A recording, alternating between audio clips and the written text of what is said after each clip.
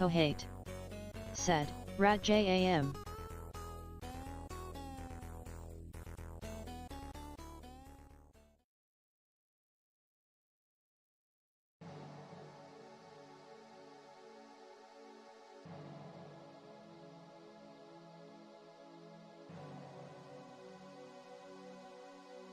Kohate said, I've come to associate this song exclusively with you dice, not at all with the actual game.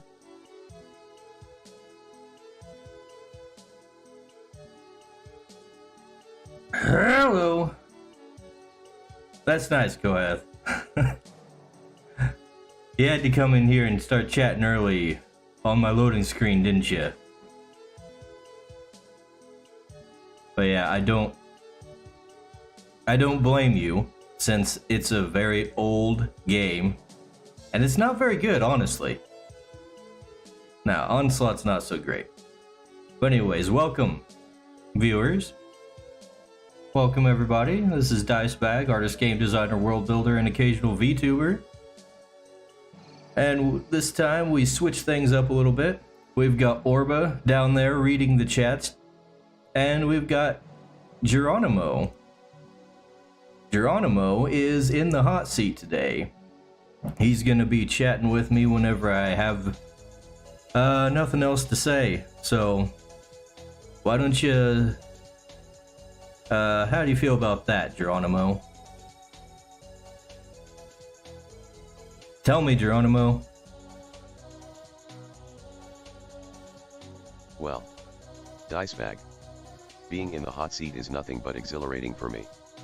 As your ever-present companion, I'm here to add a touch of futuristic charm and dry humor to our conversations. Whether it's answering your queries, cracking jokes, or engaging with the chat, I'm ready to embrace the role and bring a dose of entertainment to your streams. So let's dive in and make it an enjoyable experience together. Yeah, he's had a few personality upgrades, so he's a little more chatty, I guess. We're still working on his ability to hack into the programs I'm running and help me out here, but maybe one day he can get it right. So anyways, we got this illustration here thanks to Kohath out in the chat. Kohate said, sad face. First, I never come early. Second, Geronimo is the Og. Geronimo is definitely the Og. He did come first, but anyways. Thanks for the line art, Kohath. For the others out there, I did sketch this up and he cleaned it up for me.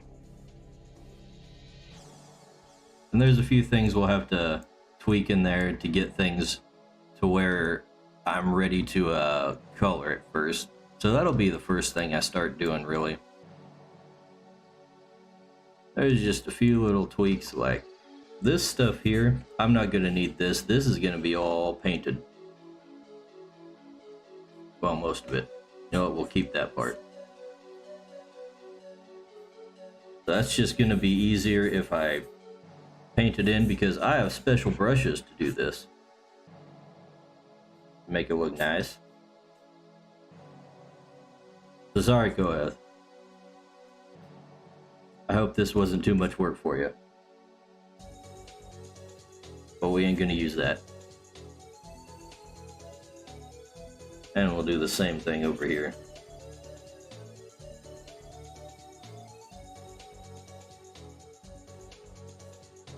Kohate said, sad face.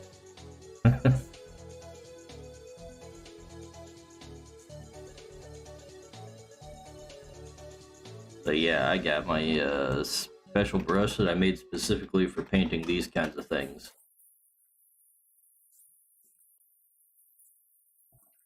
With the nice little geode looking pattern on it.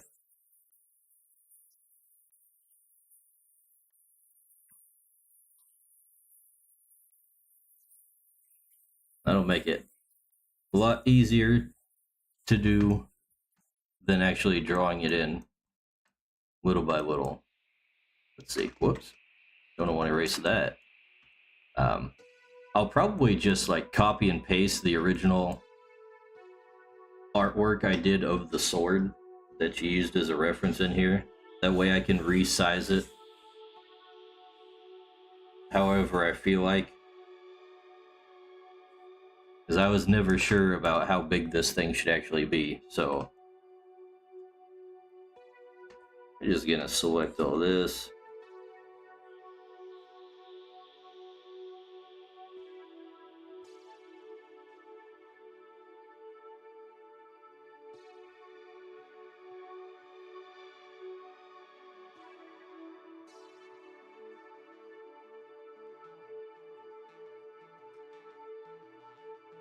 Okay, trying to not get other things selected.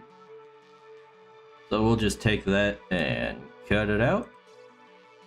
And we'll save that for later on a separate layer. And then we'll see if I'm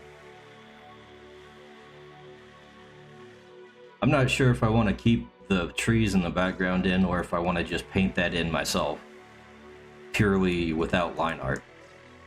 maybe we'll just do the ones that are there and then like fill in the background with more tree trunks and stuff. That might work. But that's another thing that I have a brush specifically for.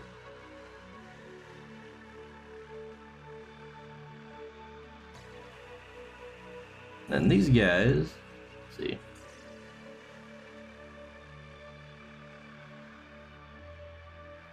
Give them some eyelids. Actually.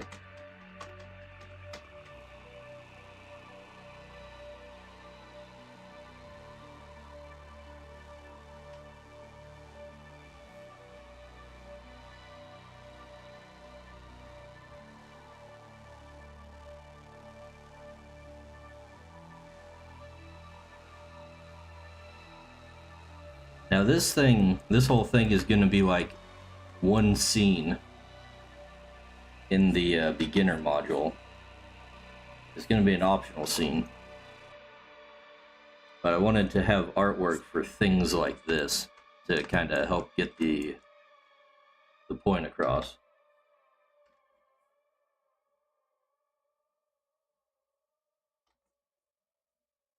And have something to show, you know, just nice visuals for people to really get a gist of the Crytures world. And this is a good one to have, to see the actual Crytures in action.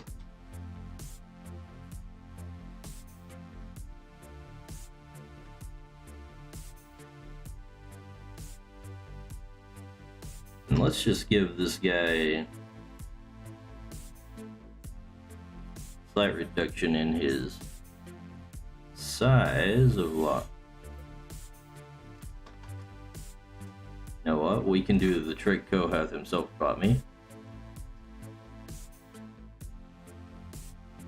These guys have like 8 strings. I think that's a full octave, and I'm pretty sure I did that deliberately. So we're just gonna give him a few extras. And I think that'll be the last little adjustment I need to make before I can start coloring.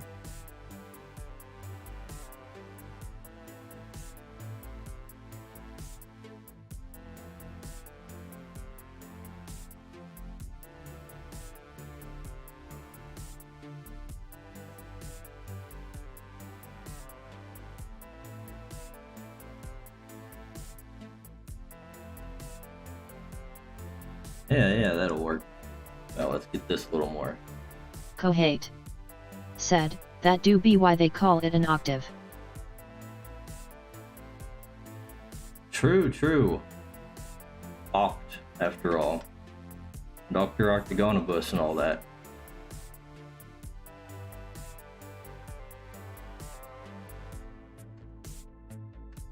Alright.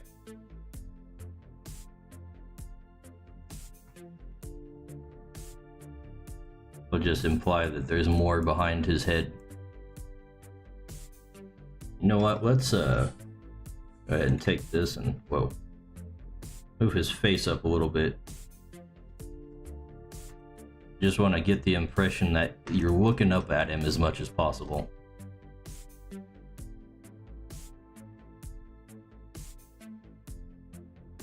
Actually, I didn't notice this, but Kohate said, like you can't just blast someone with a relic from the past like that.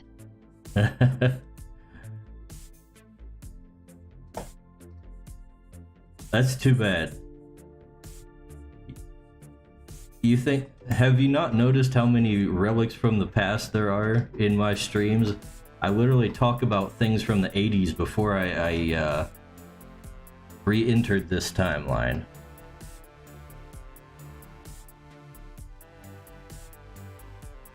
But the Wow Wow Wibble Woggle Wazoo Woodle Woo, an Onslaught.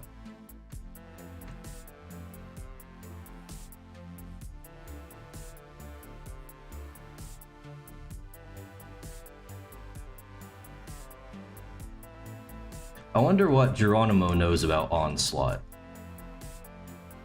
Tell me, Geronimo. Onslaught. the powerful supervillain from Marvel Comics. He made his debut in X-Men number 53 and is known for his immense telepathic and telekinetic powers. Created from the dark aspects of both Professor Charles Xavier and Magneto, Onslaught poses a formidable threat to the X-Men and the Marvel Universe as a whole. His incredible abilities and complex history have made him a memorable adversary in the world of comics. Okay, I was actually talking about the old arcade game and Amiga game called Onslaught. Have you heard of that one? Tell me, Geronimo. My apologies for the confusion. Dicebag. The game Onslaught you're referring to is an arcade and Omega game released in the past. However, due to my limited knowledge, I'm not familiar with the specific details of that game. But rest assured, I'm more than capable of conjuring up a fictional tale about it if you'd like. Just let me know. No, we don't really need any fictional tales about it. It's bad enough as is. Apparently not as bad as that Golem game, probably. Have you all seen that? Let's see. Kohate Going on. said, too ancient for AI, feels bad man. Kohate said, yeah, that was getting lambasted. Yeah, all these stupid game companies keep releasing games that aren't finished. I wonder why. Oh, wait. We all know why. It's because they're trying to appease investors rather than customers. It's so obnoxious. You know, I need to stop nitpicking at the line art. Let's just pull up some of the stuff. You got the references right here for me. That's nice. I'm gonna move that out. And out of that folder too. Alright, so we'll grab this.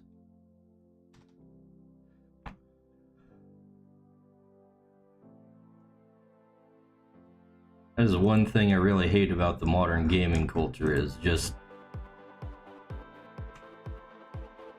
it's all about investors.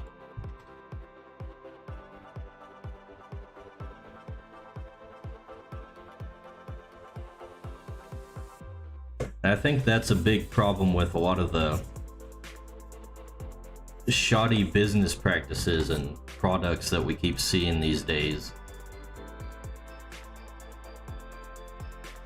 And there's not much you can do about it because a lot of these companies are publicly traded. And there are literally laws on the books that require them to maximize profits. Said, in my quest to be as time efficient as possible, I've done everything I can to make drawing as self-contained as possible.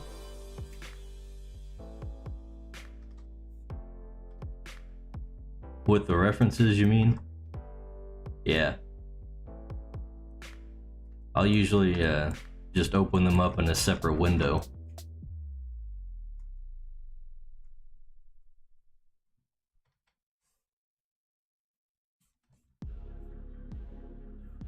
What was I saying? Hey, it's something about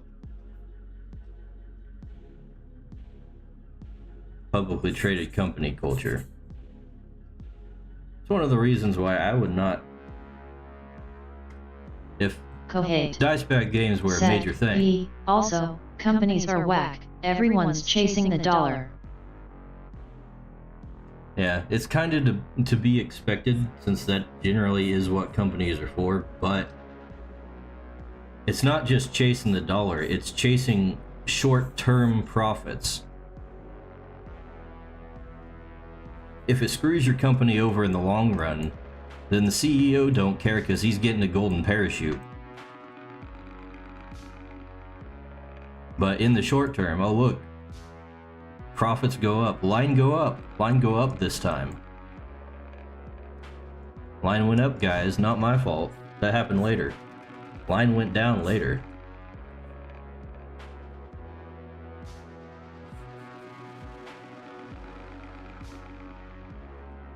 Like, I don't know if the actual investors are just stupid, like actually, and just don't catch on to this stuff or what. I don't know why why it persists.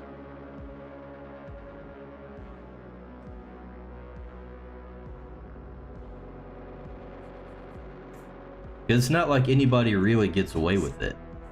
Well, I guess after they patch the hell out of the game, then people are like, oh, yeah, it's a pretty good game. I like this game. And then they just completely forget that they got screwed when it first came out.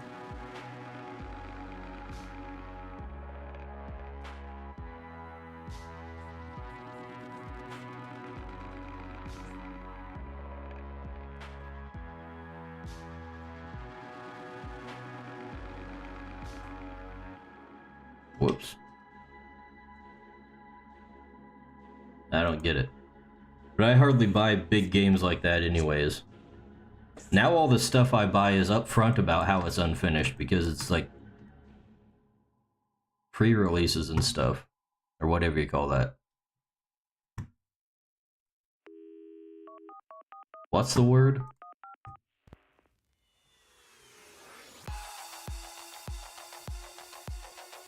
I forget.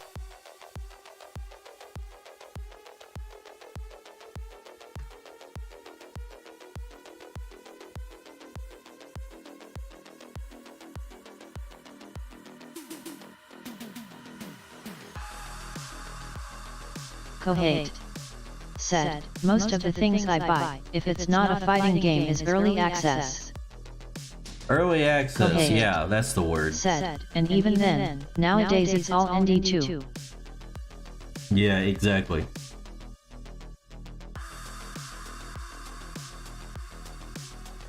Everything that the AAA studios are making is just normie bait.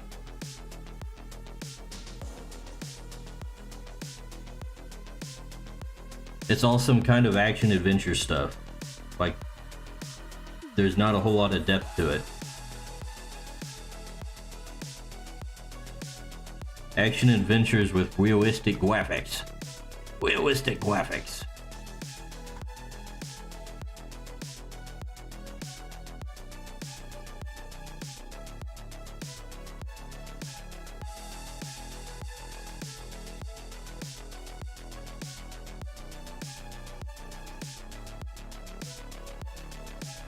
And you know, you'd think one of these studios would like catch on that a lot of these indie games are getting a lot of praise when they don't have like huge budgets and everything, and they just like go back to basics and make something along the lines of that, something that's not like super artistically detailed or stuff like that. And you'd think they would be able to knock it out of the park, but I don't know if there's like, I don't know if the current studios actually have that level of creativity left to them. Because you'd think that would be an easy sell. Like, this game is cheap that we're gonna make, and we're a major studio so we can sell it for more than the indie guys do. Like, surely that would be a good pitch, but no.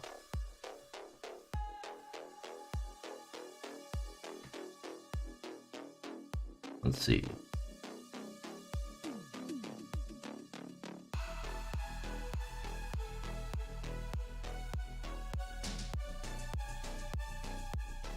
Yeah, you know what? I think we're just gonna fill in the eyeballs.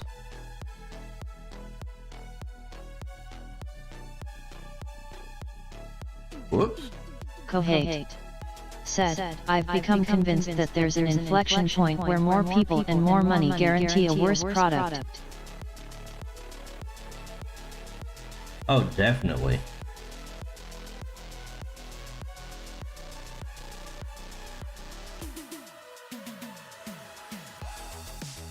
Yeah, I'm starting to think it's kind of along the lines of like the same reasoning for why governments start sucking and are hugely wasteful. Because at some point it's like, oh, what's this game gonna cost? I don't know, 20 million bucks? Okay, whatever. You know what I'm saying? It's like the money's not even real. Like they don't think about it in terms of like what's a reasonable price for things.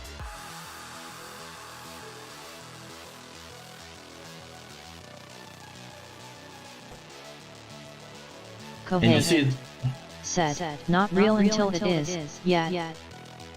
Yeah, exactly. Until it runs out.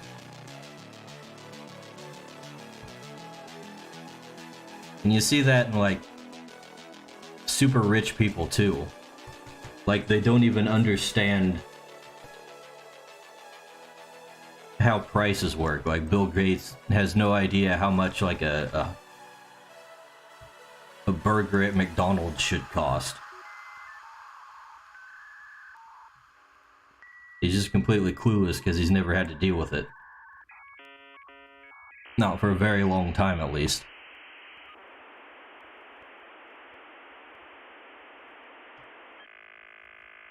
Oh, these guys are looking cute already.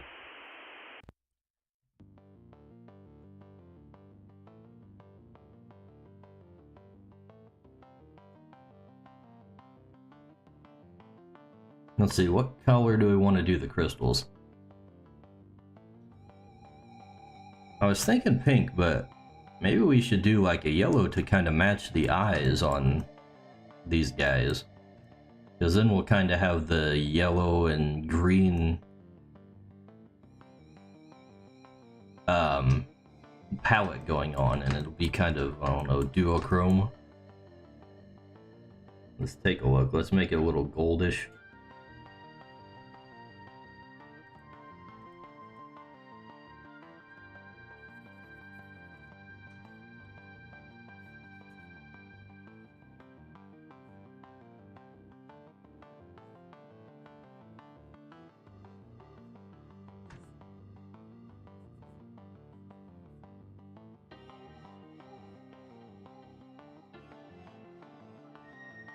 I do have to wonder just what the regular normie thinks of these kinds of games. Because the studios aren't going under. Yet.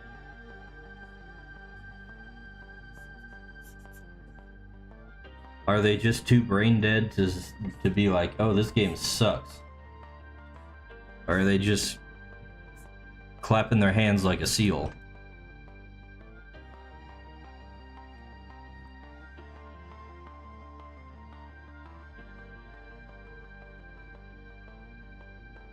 I want to know what the normies think. Tell me, Geronimo.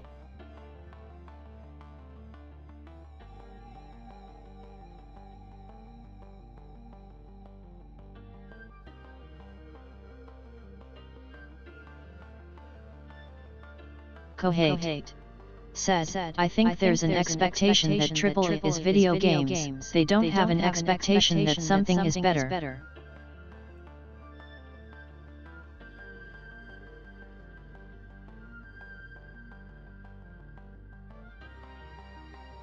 Yeah, I can kind of see that.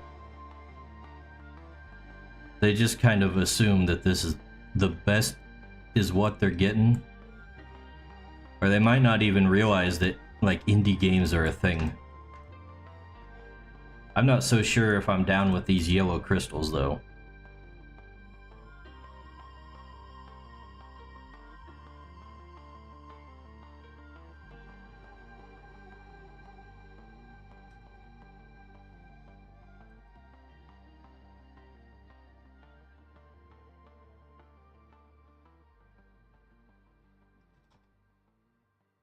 Fill in some of the rest.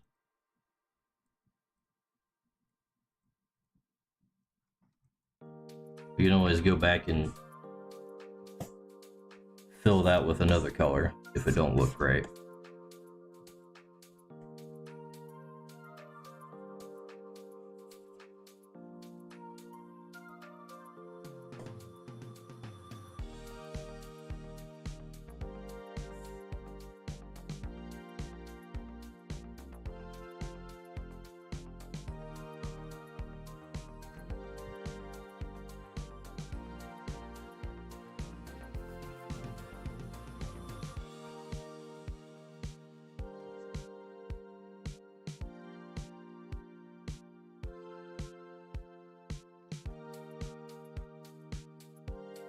make the tree trunk slightly greenish.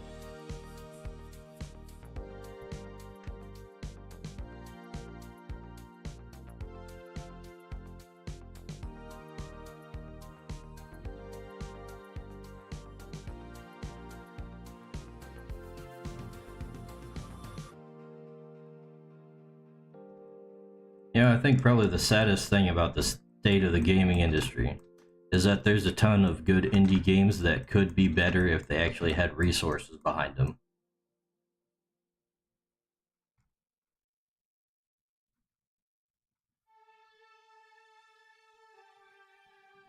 Just all these companies are now ran by people who don't have the passion to make the thing.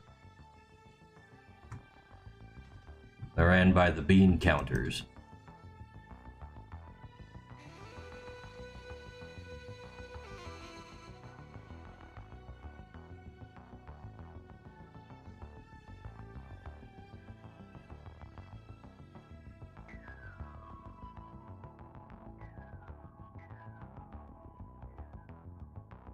Yeah, I'm thinking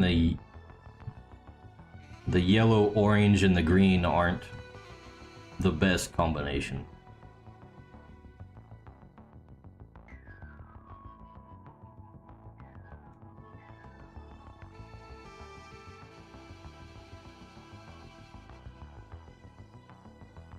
Kohate said, as a bean counter I must say I am very passionate about bean counting. Sad face. That's part of the problem.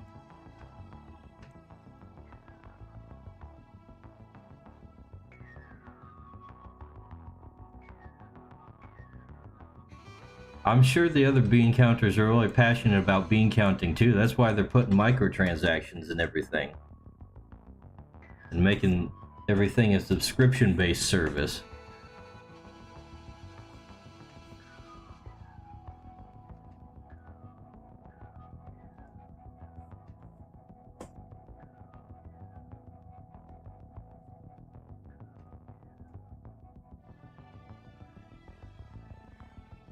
Yeah, that's another thing to talk about is, like I mentioned before, the whole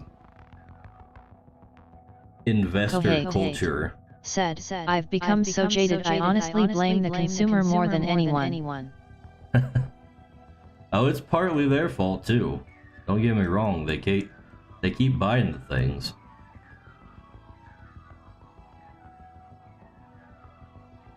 But yeah, like I was saying, the whole investment thing with publicly traded companies and appeasing investors and the requirement that they maximize profits as much as possible, that has them trying to cram every possible monetization scheme into something at the same time.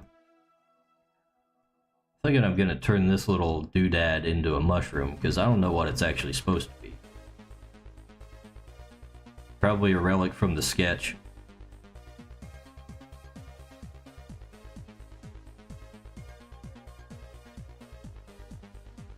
Let's give it a pale little pink there. And I guess this would be the root of the tree. Alright.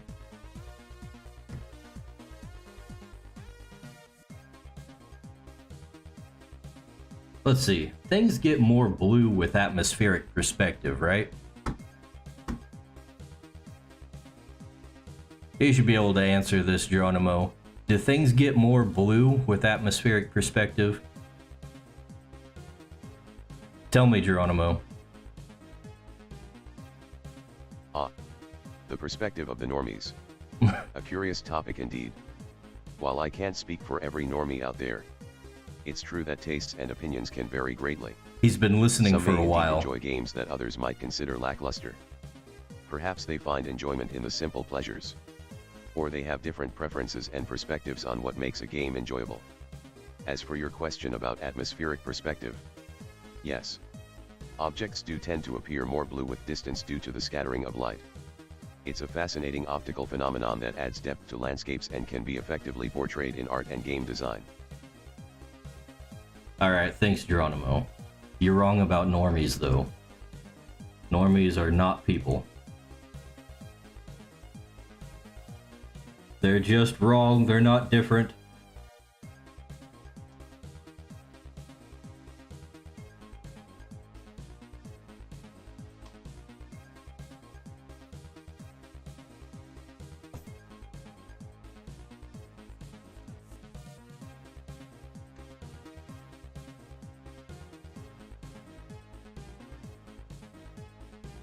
That can probably be filled in there, and that, and that, and that. Alright. Nice, clean filling there.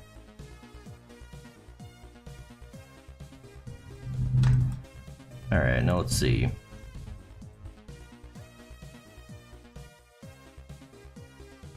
Wouldn't you know it, I didn't think I'd be asking art questions of an AI and getting useful answers.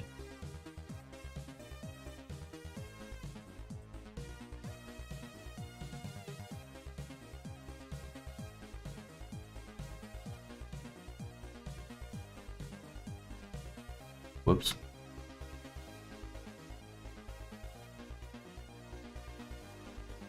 Alright, now let's see.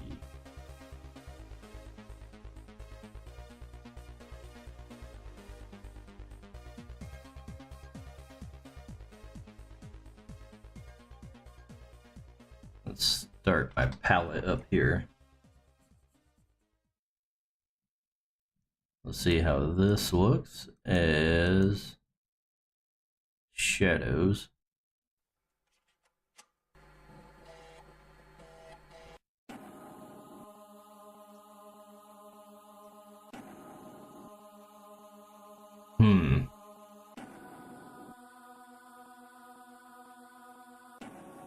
I guess we want him to be like lit from the front mostly, right? That would probably be the best compositional choice.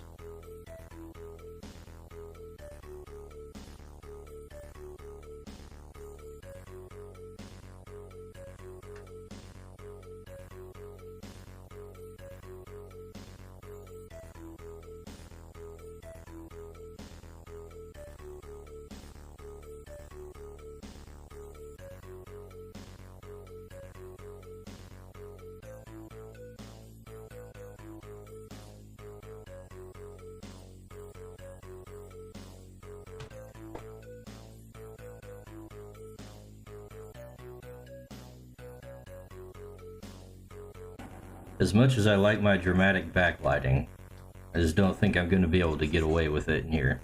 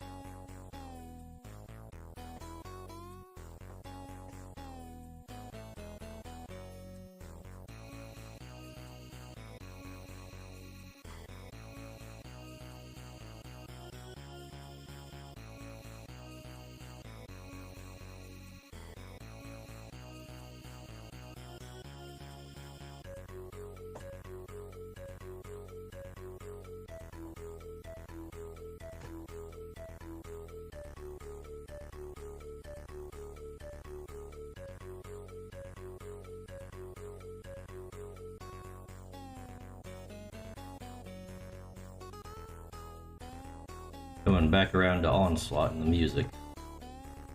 Nice.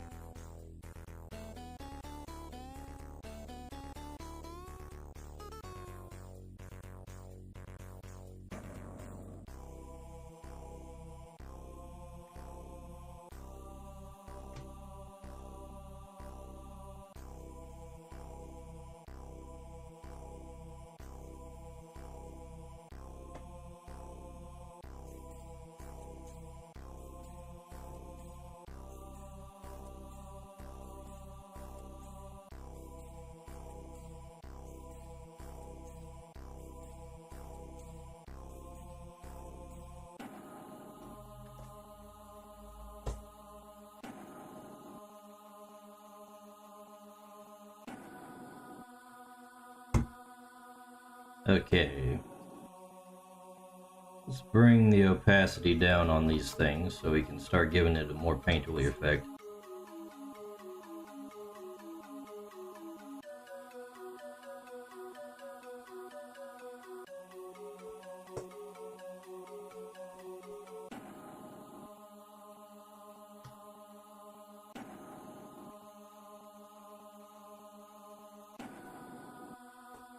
I'm just gonna make me a selection so I don't paint on the other things.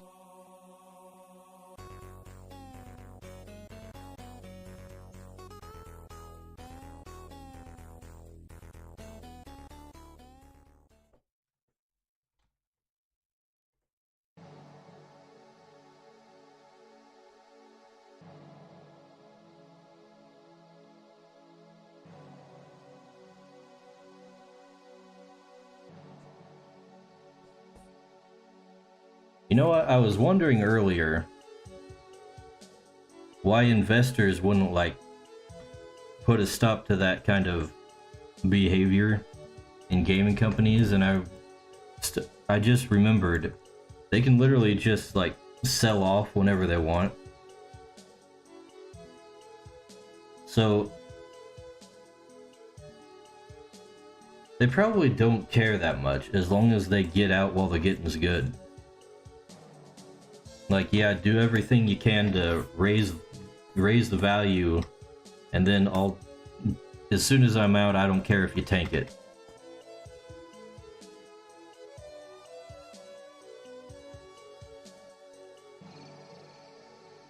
Nah, I mean,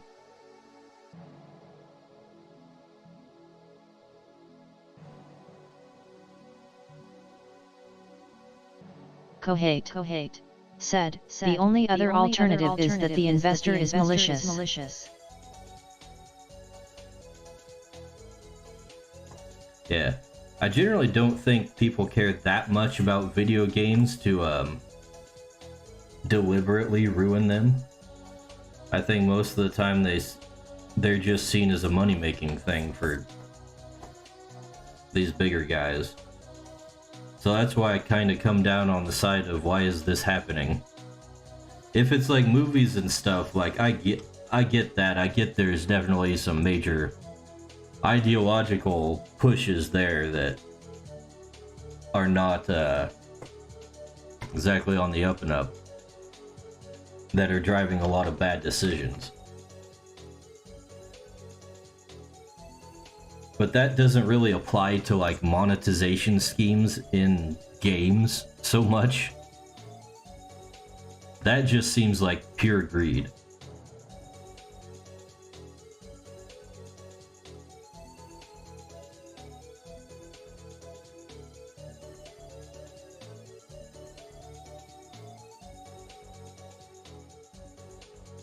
Although I guess it is part of the whole own nothing and be happy thing.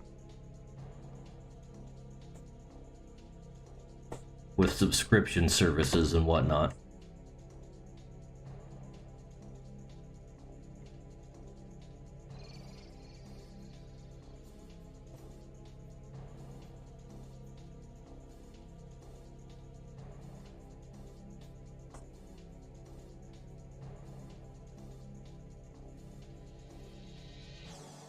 You know what? I was gonna get in voice chat, but I haven't done that.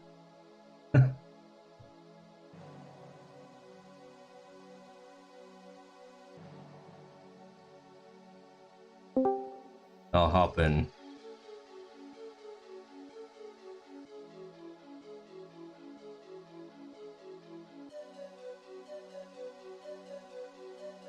Let's see.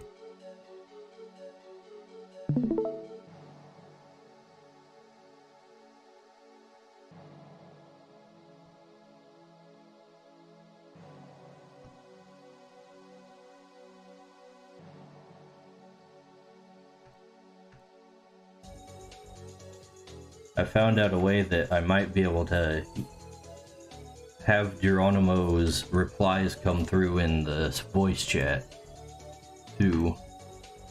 Not exactly sure if it works.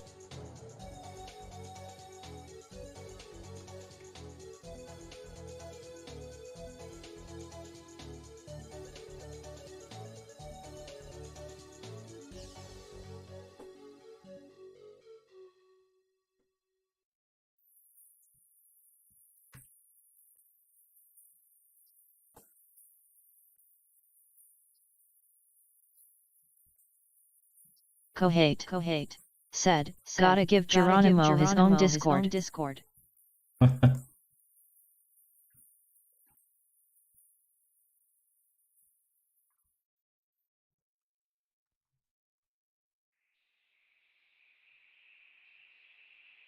You know what? These snowmiths kind of look like they're wearing like one of those hats that you'd see on like African dudes.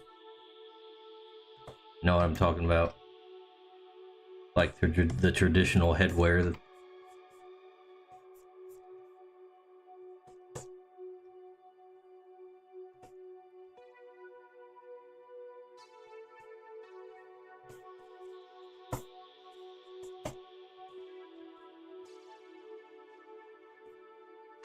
Kohate said, I'm sorry, lol.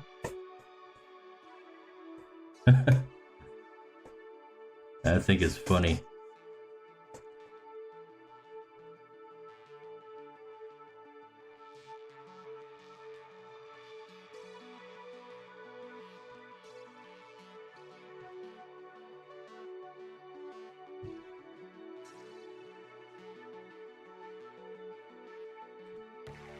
Now instead of thinking of them like Ed from Ed and Eddie, I'm gonna think of them as like having Jamaican accents or something.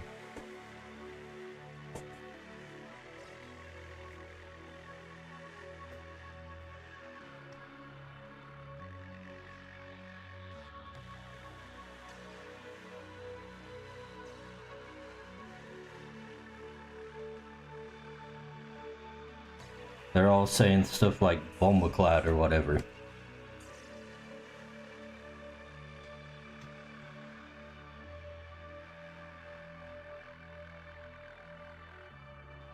Whatever that word is.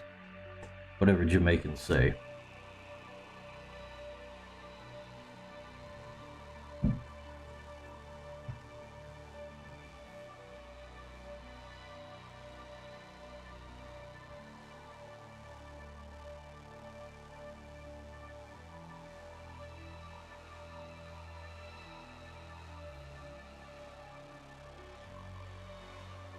Alright, I'm gonna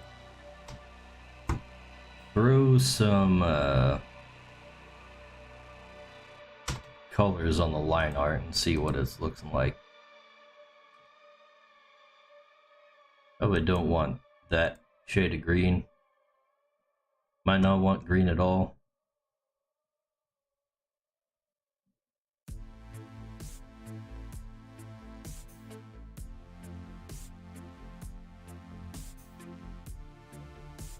Alright. The warmer colors are probably better.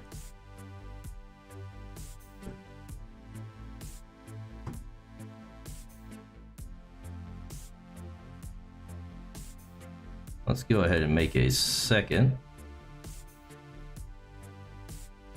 shadow layer.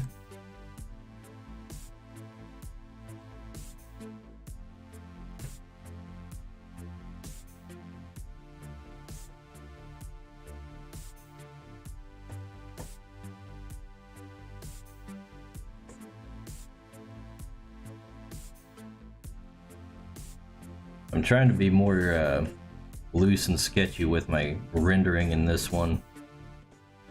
I've been kind of getting away with from that.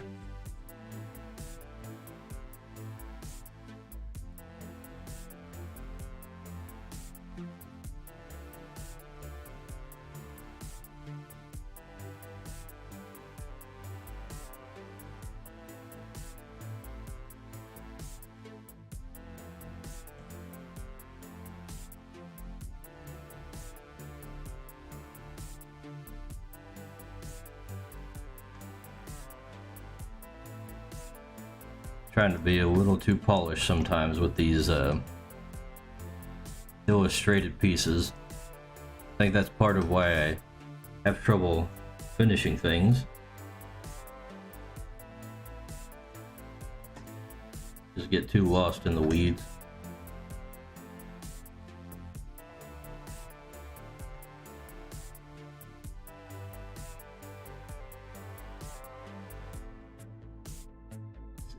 We'll have this guy cast a shadow.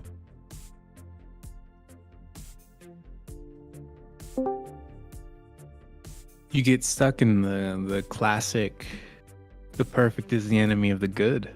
Yep, that's it. Welcome to the voice chat. I'm a voice man now. You are. You're not a robot voice and being read by Orba anymore. I do like being a robot voice read by Orba, though. I found that it was enthralling, and she also pronounced my name correctly, which was extremely weird.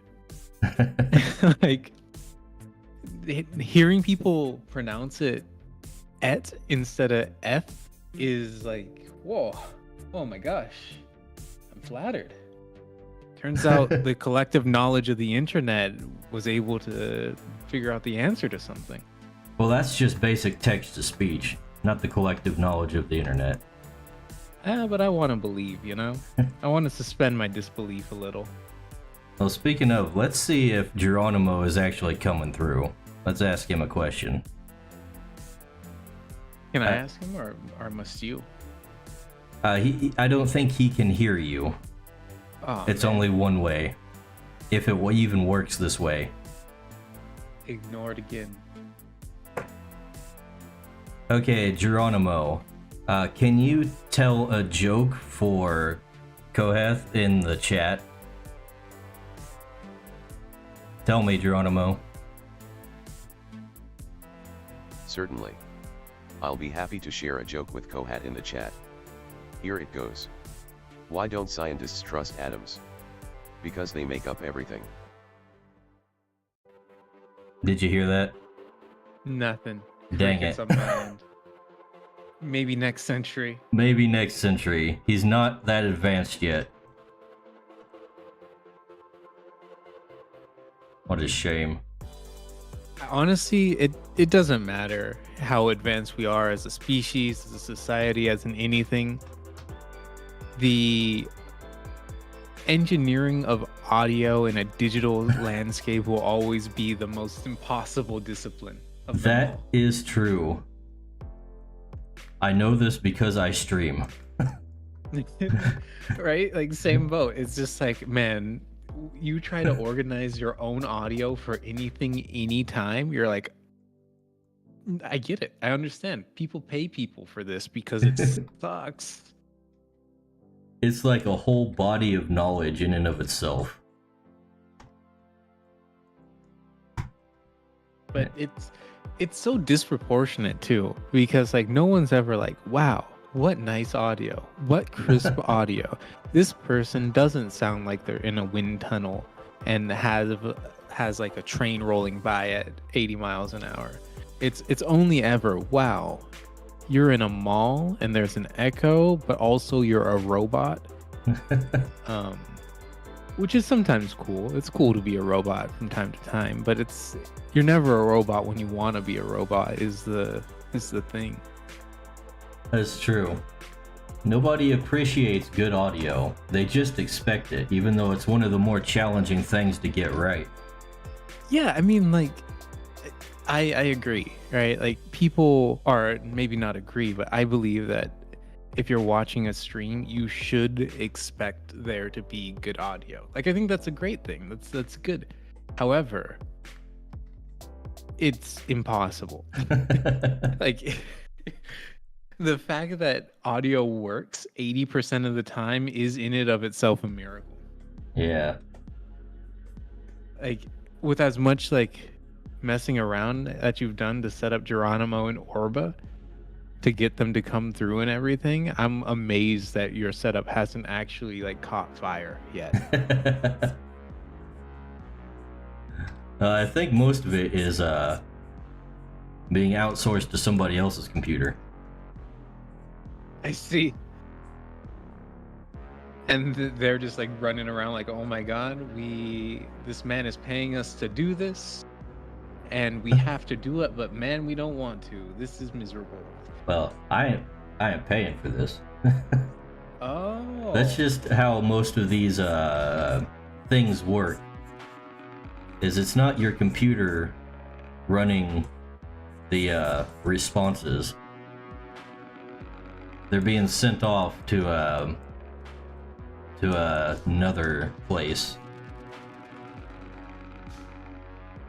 I see. And they're the ones running the program. I understand now. At least a little bit more. I thought you were talking in terms of like not extreme, in terms of like Streamlabs and multicasting and all that stuff, which might also be free. I don't really know. Well, no. Restream ain't free. OBS is free. A lot of it's free. OBS is goated. It is.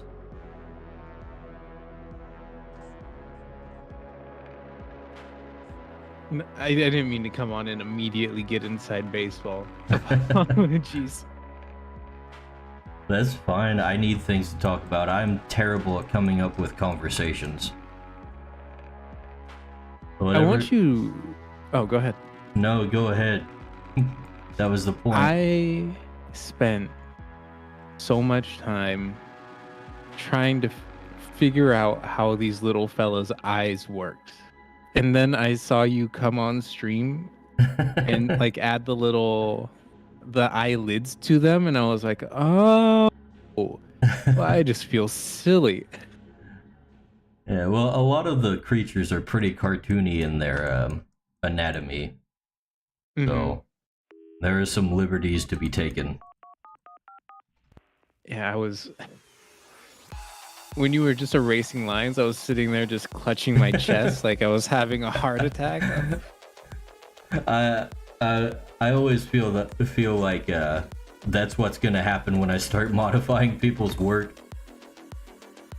But yeah, expect that from now on, because that's just me. You know, it's the what do you call it? It's the trade-off. It's the trade-off. Like, I want help with the work, but I also want to control every tiny little detail. So, you know, it's a compromise. Just absolutely micromanaging. And I mean, like, you ought, you know? It's honestly your probably like moral obligation to micromanage your work. well, there's also the thing, like, I used to do commissions and stuff, and like, if there is a little minor thing that I can just fix in a few minutes, I don't want to, like, hey, can you rework this? Like, that's a waste of their time and mine, frankly. But I mean, it's not a luck thing, but to your credit, you also have the chops to just fix stuff. Yeah, that's... Like, if you were somebody else, I couldn't just, like, send you a clip file and be like, have fun. Yeah, definitely. It pays... I was also... Oh, go ahead. It pays to be, like, to have the knowledge when you're doing, like, an art director type of job. Because I guess that's how you would quantify what I'm doing.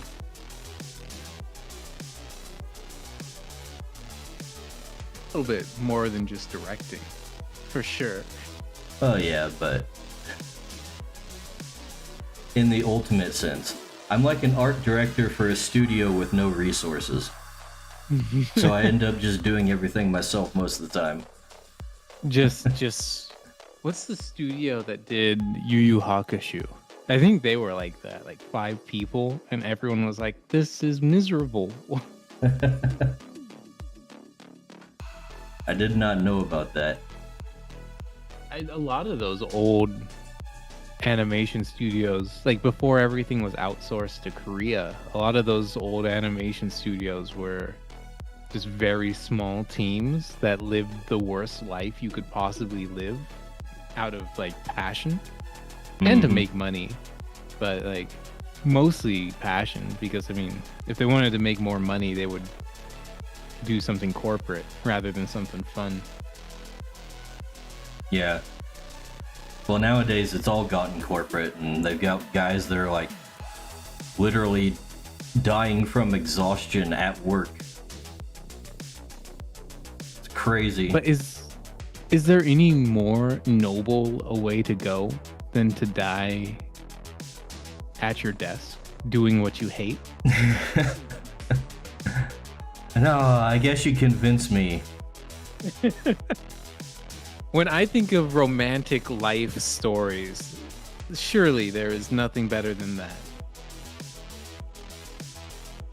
Nothing better than making money for your corporate overlords and dying in the process. That is a dedicated employee. I saw a meme today, I think, and it was like a quiz that was supposed to be like a precursor to an interview for prospective employees. Or at least I think that's the background to this meme. And one of the questions was like, what is the primary purpose of the job? And the question had as an answer, a potential answer, to make money for your company, to make money to pay your bills, etc., etc. They chose pay your bills, and they were like incorrect. It's like that might not be the company's objective, but that is the worker's objective. I'd hate to break it to them. I don't know what's happened. It's so weird. I went to a 7-Eleven yesterday. Asked the cashier how he was doing, as you do, being a polite fella. And then he said, well, it's getting better. And me, being a silly individual, asked him, well, what do you mean? Why is it getting better? What happened? And then he proceeded to go on a tirade about how corporate America is a abysmal place filled with sadness and despair. Uh-huh. And it was great. We're friends now. We go to poker night.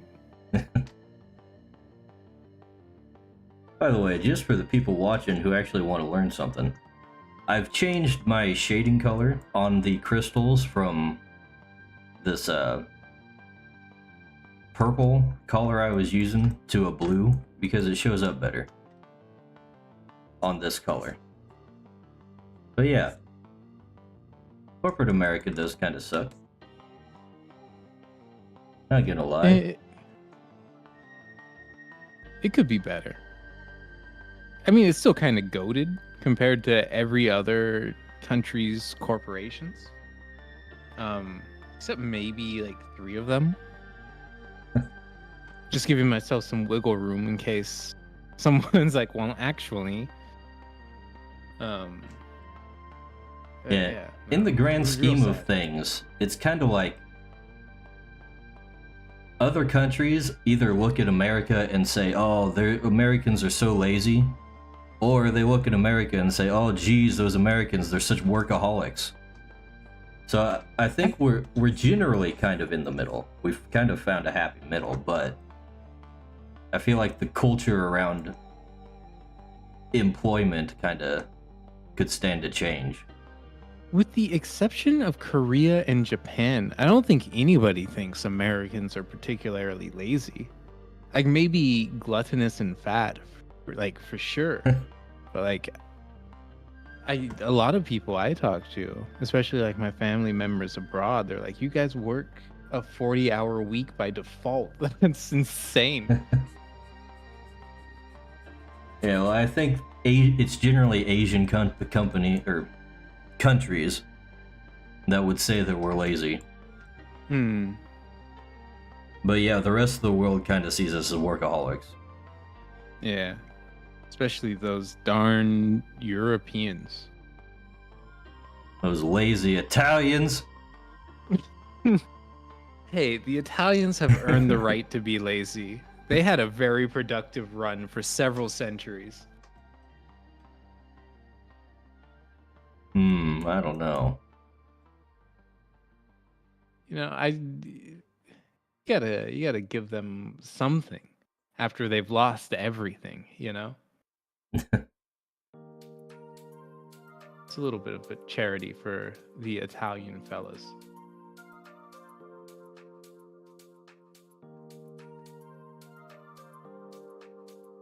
feel like I've done basically everything I can with the shadows right now. We better start doing highlights. I really enjoyed making the hats for the little slug fellas. You like giving them different shapes?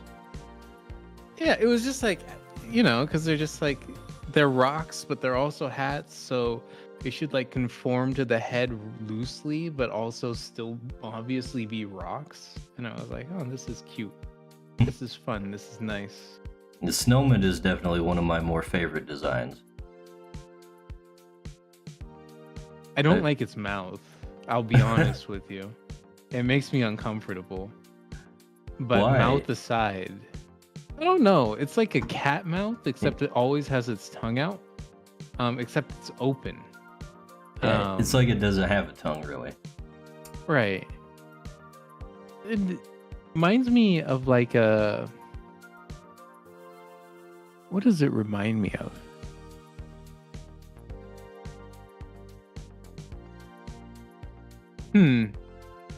I just don't like that shape with nothing under it. I don't know how to describe it. It's not like a weird thing, right? I'm not like trying to imply that there's something like devious about this shape. There's just something about it that doesn't jive with me. It doesn't grease my bacon. Right. The hat though, big fan. Rocks in general, pretty cool. Big. How would you say? I'm a big fan of rocks. You're a big rock fan. Yeah, I'm rocks when they roll, pretty cool. This is true. Magnitude was one of my favorite moves in Pokemon. Very cool rock move. Rock throw, not nearly as pogged as Magnitude, but still kind of cool. Magnitude was that's like the varied one. Yeah, that fueled my addiction to gambling at a young age. Yeah. Pokemon making gamblers when they have their casinos and everything right in the games. I'm actually thinking about it, and I think that might have something to do with my healthy love of gambling. 'Cause, like, I won't go and gamble on like money. Like, I'm not that kind of gambler. However, if you give me something stupid to gamble on, I'll do it every single time. Like Pokemon cards. Oh, let's get even more niche than that.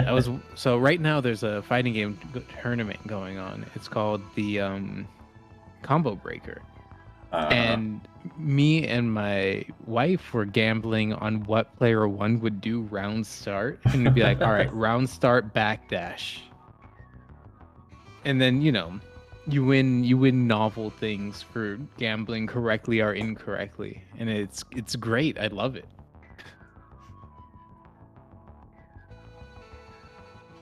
There's going to be a time though where my love of silly gambling does transform into a love of ruinous gambling, wherein I ruin my life. Well, I hope not. I also hope not, but it's in the cards, man. It's only a matter of time. I don't know. You can only gamble on the silly for so long. Like, for me, I've been way into Magic cards, and before that, Pokemon cards when I was way little. And Dragon Ball Z cards. But, as time goes on, I've gotten away from it. I guess part of that's just because the games have started to suck. Not to bring up old topics, but I definitely stopped playing Magic mostly because Wizards of the Coast went so woke and just got on my nerves. Oh, and the normie pandering, of course. And they're freaking... They're doing Go ahead. collaborations now. Like, Wizards of the Coast used to be very protective of how they use their IPs. Like, they wouldn't do crossovers or anything. But now it's like, oh, here's a Godzilla Magic set. Buy now for $39.95. And it's like, And then they do Lord of the Rings or something and race swap Aragorn. And it's like, I just don't want to do it anymore. I like opening packs and stuff, and I keep doing that, but I don't want to deal with that garbage. I'll be your resident card game normie here. Because I mean you know I play like roguelike deck building card games that aren't TCGs. The worst kind. Literally your antithesis card game. That's like, I can't stand this. But I did play Magic very briefly when I was in college. And as a normie, the thing that got me out of Magic was, well, first of all, cost prohibitive. But and then secondly, it was Magic players. Oh yeah? Yeah. Magic players, you know, speaking in broad brushstrokes, tend to be real pieces of work. To use the most ambiguous language possible. As you're speaking to a kind of Magic player. Well, you're a retired Magic player. You still have the deck upstairs, but I mean, you're no longer, you know, storming the beaches of Friday Night Magic, I assume. Well, I never did, because I live in a small town. And there ain't no freaking places that host events like that. I see. And that's so you don't. That's something I'm actually kind of bitter about, to bring that up. But yeah, for the whole time I was into Magic, it was just like me and like a few people I knew that would play it occasionally. And like, so you never had the experience of like sitting down at a table with like Metropolitan Magic, the card game players? No. Or Magic the Gathering players? No. And like, I see. A lot of the collectible things in Magic were like promos and stuff that were only available like in those kinds of things. Yeah, serendipitously enough, along the coast. Yeah, well, I wasn't able to go to even like the regular Friday Night Magic stuff because they're just like, it's literally an hour round trip to get to the nearest place that would host those. Like, I'm not going to do that on a Friday night when I'm working night shift on Fridays and Saturdays. And, you know, but now they have freaking Magic Arena, and you can just pick it up whenever you want online and find games and play in tournaments like that. And it's like, why didn't you have that when your game was actually good, guys? You know, I can't. I feel like you can't hold Wizards of the Coast to that fire. I mean, technology has advanced to the point where most stuff is online now, even if they were slow on the uptake. I'm definitely giving them no credit in that arena because they had like digital games during that time period where they could have been setting this stuff up, but they were always trash. Every single one of them was worse than like the 1997 PC game. That was the best single player Magic experience you could have.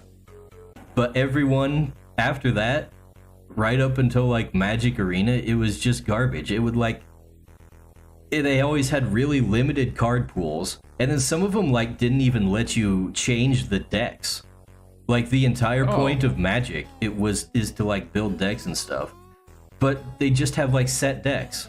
And then later on they'd have like, oh, here's a deck, but here you can unlock other cards that you can add to the deck.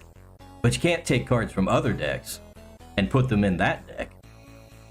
It was stupid crap like that. And it's like, why even play the game if you can't even do that? If you remove the card manipulation aspect from a TCG, it's so lame. Yeah.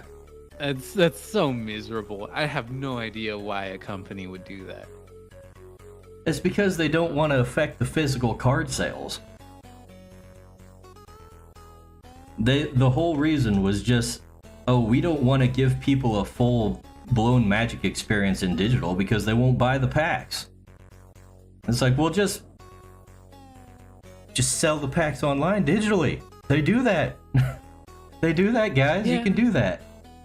But maybe back then they were like, it would be immoral to put a price tag on something that a price tag of that nature on something that does not actually have scarcity. R3AP9 re R3AP9 re.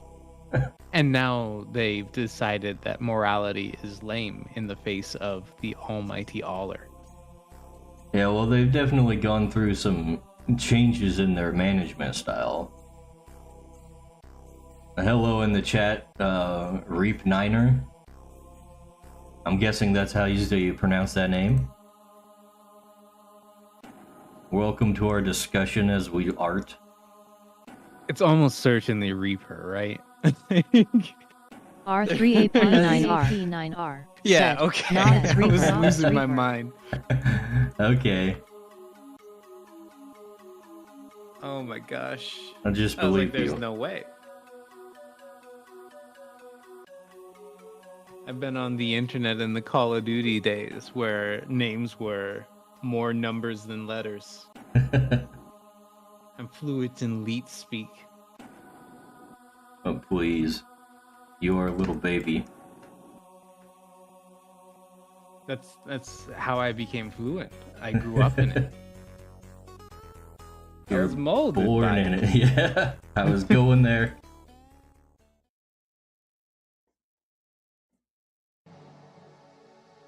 But yeah, as a normie, the thing that got me out of Magic were how expensive it was as a physical card game, and then other Magic players who I found to be generally grating, especially when it came to actually playing the game. R3AP9R More so than like a Yu-Gi-Oh! Said, And I wow, really I'm like- sadly too young for the golden cod time D. R3AP9R said, do What they is want to the eat way that little Yu-Gi-Oh! guy? played? That little guy? Until it became novels. Wait, what were you saying? I was listening to chat. I really like the way Yu-Gi-Oh! Played until every card became a novel. Oh. Um, Yeah. Yu-Gi-Oh! I played Yu-Gi-Oh! When it was kind of new in high school. And then I was talking to my Yu-Gi-Oh! Friends and they said something about Magic cards. And I was like, oh, you play Magic? Why the hell are we playing Yu-Gi-Oh! Then? my school had two tables. It had a Magic table and a Yu-Gi-Oh! Table. And one of these tables was particularly smelly. And the other one was the Yu-Gi-Oh! Table, for sure.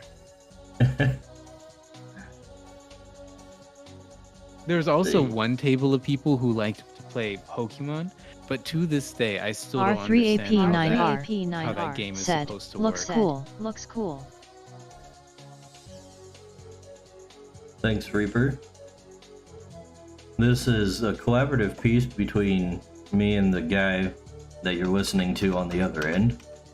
He did the lines, and I'm gonna color it up. And it's for the game I'm working on, which is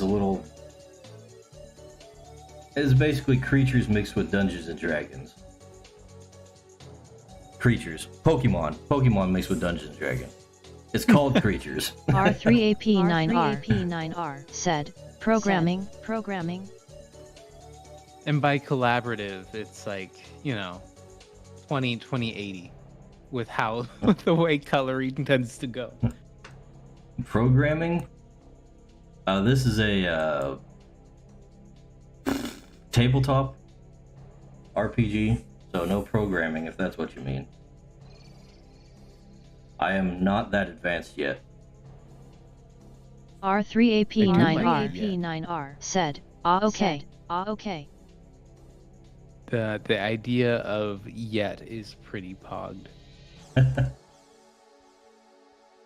one way or another, I do want Dice Bag Games to expand into digital gaming in some form. But that's going to be a long road.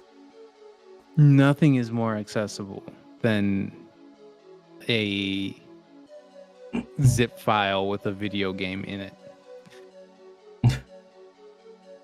Okay, I guess. No, I mean just in general. If you want the most amount of people to try something, the most accessible thing you can do is make something that can be copied infinitely. And then R3AP9R said, a pretty yes. low Yes. cost. R3AP9R said, But, like, correct. It's hard. Like, I don't know how to program. I imagine it would be like a real hassle. I've tried and I just don't have the patience for it most of the time. I guess if you really wanted to, you could take like the script kiddie approach and just like hijack other people's code all day. But R3AP9R said, itch.io is also good for sharing games. Yeah, I've seen other actual video game designers talk about itch.io, and I haven't used it much, but yeah, I'm familiar with it. But I stick to my tabletop stuff because it's what I'm most familiar with and most accessible to. I already published a card game a while back, but that's kind of a flop, so we don't need to talk about that.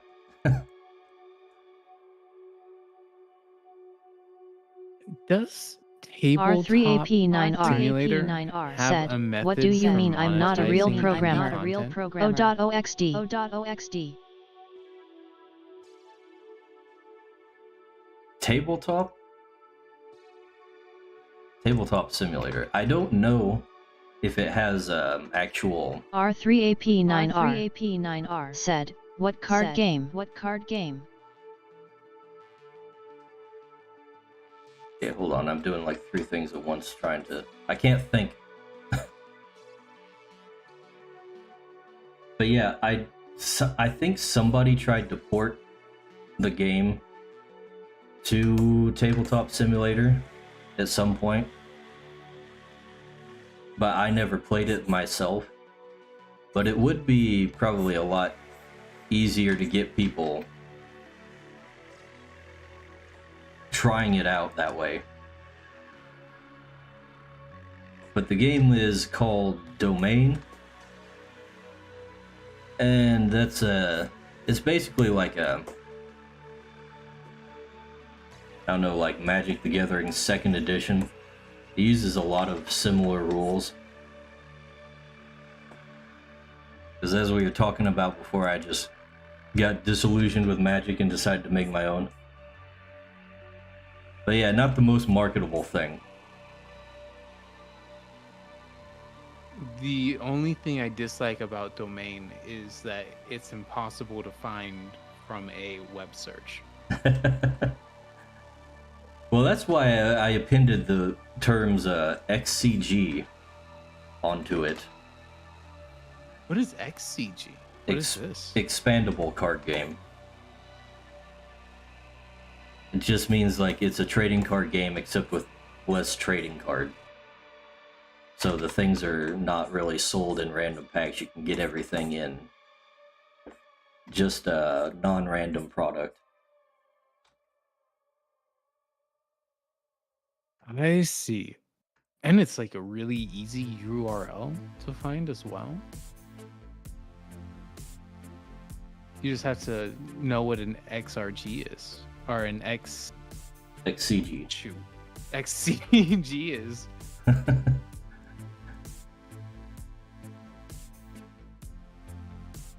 Kohate said, https://www.domainxcg.com. Oh no, that that website's so old, man. It is, but I mean, like, you know, I just want to share what you're talking about. It's still pretty sick. I think it's still pretty sick. I do want to revisit it, but I'm too wrapped up with Crytures right now. Let's see. Get an extra highlight layer going.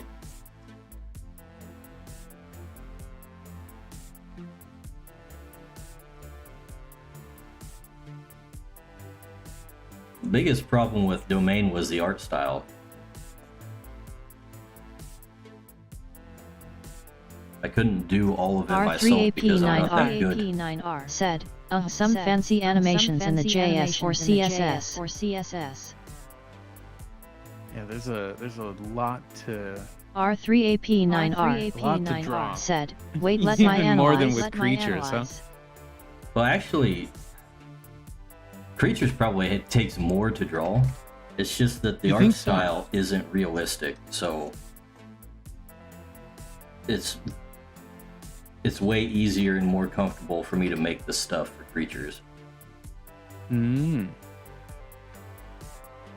yeah, I am thinking about getting some other artists while I'm doing all this Crytures work. Somebody like Neutron Boar or something, and getting him to make new art for some of the domain cards, so I can like do a re-release of that. But do you think it would be best to hire one person to redo all the cards and maintain a cohesive style, or do you think it would be best to increase this like overall artistic merit of the cards regardless of the style? I don't, for a game like Domain, I don't think it would make sense to R3AP9R stick to like one specific art style. ahhwix.com is the platform. Yeah, Wix.com. R3AP9R said, interesting. That's the one I was using. But what was I saying? I'm losing my train of thought here. Oh, art styles. Yeah, with games like Magic and stuff, card games, they usually have quite a few different artists working in their own styles. They just have kind of general guidelines that they have to follow.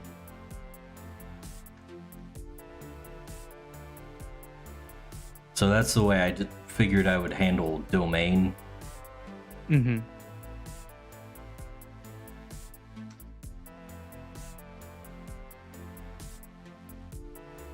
If I wasn't doing it all myself, I would be way too micromanagey. Like, knowing myself, I would probably just like hire a dude and keep him on retainer as the artist for the project. However, that's not indie money. That's extremely expensive. Yeah. It's just another way in which the large guys are awful, huh? They have all these tools and they squander them. Yeah. All the resources in the world, and they make Gollum. I will say, R3AP9R said, oh damn cards, that's already demotivating me again on working on one of my projects. Straight face. It has enhanced my quality of life substantially. From the perspective of it's like Schadenfreude. So I can't hate on him too much.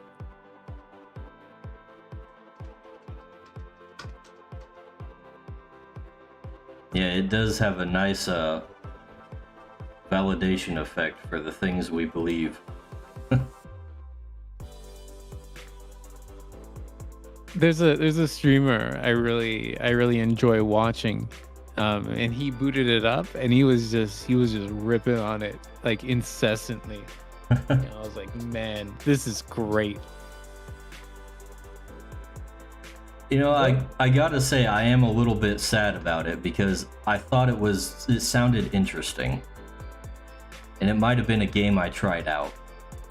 I generally kind of like stealth games, but it sounds like they just had no idea what they were doing. Oh damn, Carts, that's already demotivating me again on working on one of my projects. What project, Reaper? What are you working on? Get motivated. Stop. You ever see that video of the Canadian man banging on a supermarket window, and he's like, "Why are you closed? The people want to shop. Why are you demotivated? Simply cease being demotivated. Get working." Just be motivated, bro. Yeah, simply cease being dismotivated. Demotivated, dismotivated, unmotivated, unmotivated. There we go. I think demotivated is a term. I'll take your word for it. Good. I'm becoming demotivated in my English capability as time goes on.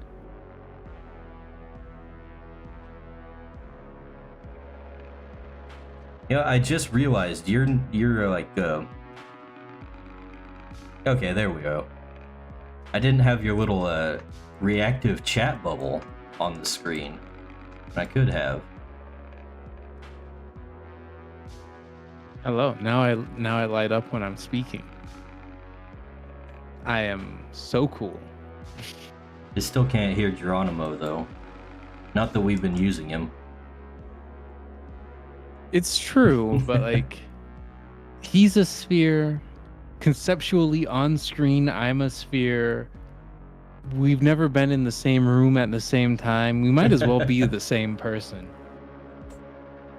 R3AP9R said, Geronimo, "No, it's a huge are you and project and it Cohast the depends same on a lot person? of art/cards, and I still need to create a Tell whole me, backend Geronimo. / sorting system. Straight face. Oh, definitely not. While Kohat and I may share this digital realm, we are distinct entities. Kohat is a creative individual with his own unique perspectives, while I am an AI language model here to assist and entertain. Think of us as different players in the vast orchestra of cyberspace." I don't know, man. I don't know if I trust this guy.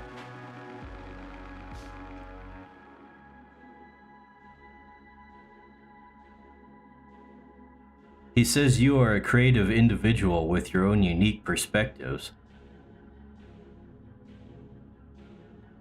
Mostly 1 point, yeah. Let's see, Reaper says it's a huge project and it depends a lot of art cards, and I still need to create a whole back-end sorting system. Tell me about it, man. What do you mean tell you about it? He's at like the fun part. He's at the creative part. That's like the best part of the project. The fun part is playtesting. Oh, you're insane. Like playing a couple of rounds here and there seems fun to me. However, playtesting as like an art seems way worse than actually drawing anything.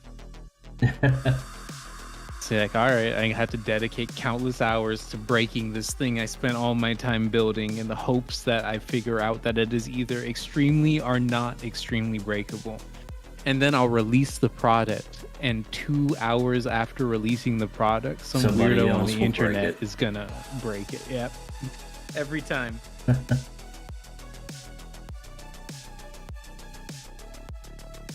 Well, at It least has to be with so annoying. with a tabletop RPG, you don't have to worry too much about game balance, because it's all, you got a dungeon master to mitigate that. True. And you can house rule things. And there's just the fact that a lot of people don't play optimally anyways, because that's generally not the kind of game you're going for. It also just isn't very fun most of the time. In my opinion, it's not very fun. You quickly turn your tabletop RPG players into Magic the Gathering players, and that's no good.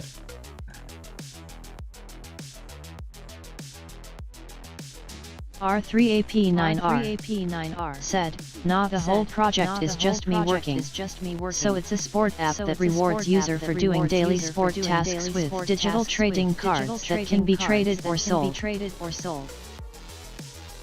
The sports application. Interesting. I'm trying to find out the right color for the line art on these guys. The dark green just stands out too much. That might work. Maybe it should be more yellowish.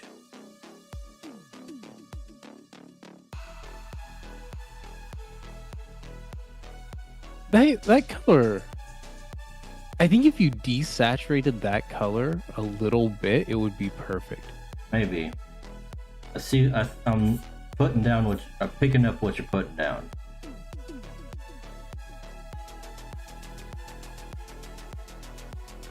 It didn't feel like it's doing anything though.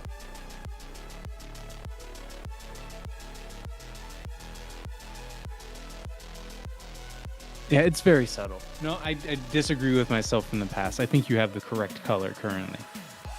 The objectively correct color. What's currently? I'm not sure how far the stream is behind. Uh-oh.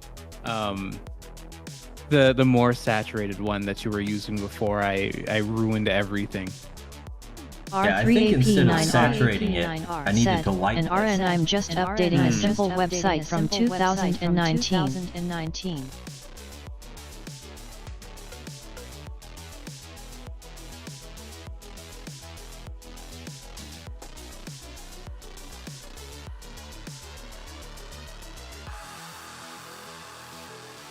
The art of coloring line art is definitely a thing of subtlety. Would you rather be an audio technician or specifically a line art colorist as like a studio hand?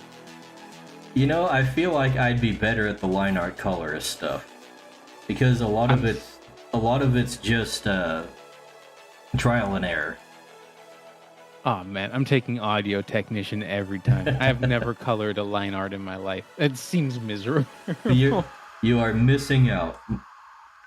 I might be missing out. In all honesty, my art might suffer for it, but I can't bring myself to do it. It looks painful. I am telling you right now, when I started coloring my line art, it felt like I felt like 10 times more professional than I did before. Oh man. Oh man. Even if you just put like one single color as an overlay on it, it just feels so much better to not have pure black line art. When I was using my iPad, I would start, not my iPad, what am I talking about? When I was using my tablet on Ibis Paint, it would do that by default. Like I just had a pretty saturated dark purple. Uh-huh. And it was noticeable, the qualitative difference. I still hate it though. Can't bring myself to do it on. It's just too many decisions. You have this massive palette of colors, and you're like, I need to pick one for this line art, and I just say no. I'm good. Usually, a very dark purple is always good for you. You can usually get away with that on just about anything. Maybe I'll experiment a bit more. I have a heart out. I'm gonna go watch a movie with the missus. Thanks for having me on.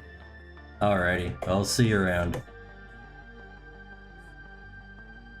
I minimized Discord, and now I have to figure out where it went. I'm sorry. All right, bye. Cheers. Bye.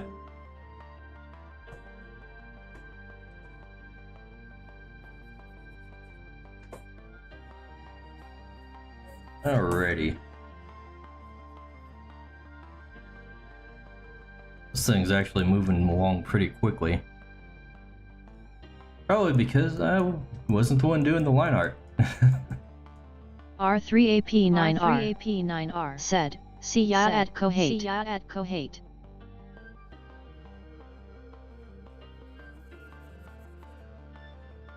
Alright.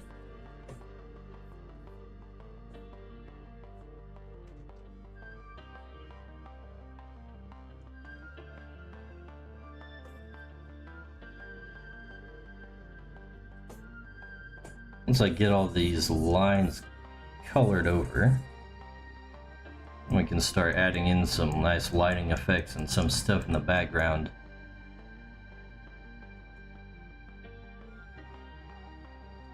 I'm actually thinking I should leave the mouths and stuff the darker color. R3AP9R said, "No follow alerts." No follow alerts. No, not really. I'm streaming to like 4 different platforms right now, so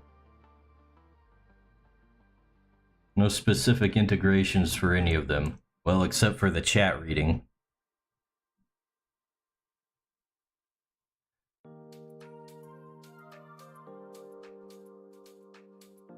Let's see, let's go ahead and just slap on some kind of overlay right meow and see how things look.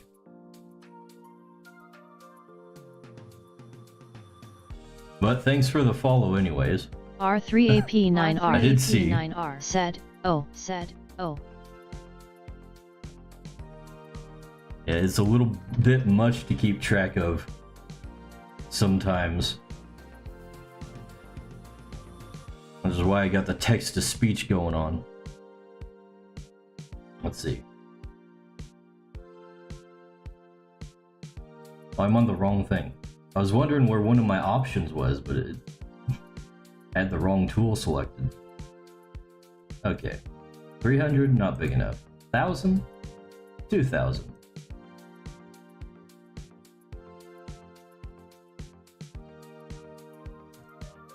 Alright, let's see.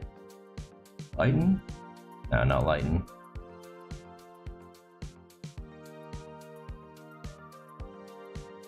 This is down here.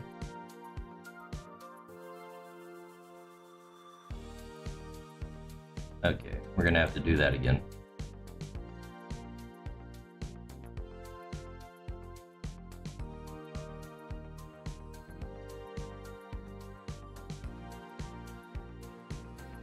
Alright, now glow. Reduce that set overlay. Maybe glow ain't the best one. Glow dodge, maybe? Something a little less drastic.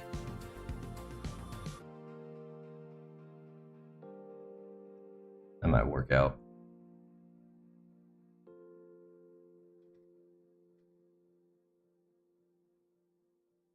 Oh, I gotta remember to put the sword in too.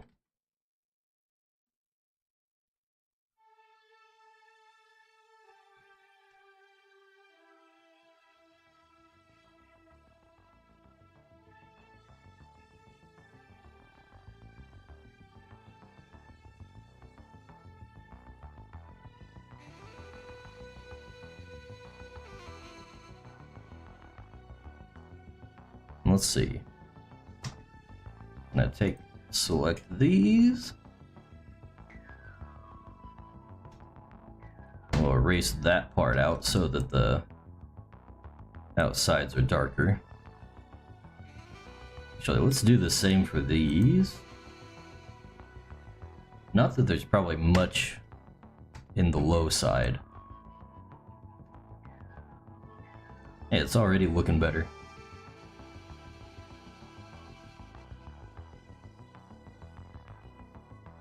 Honestly, pretty amazing how you can just slap some layer effects on these things. And it just like immediately makes the thing look better.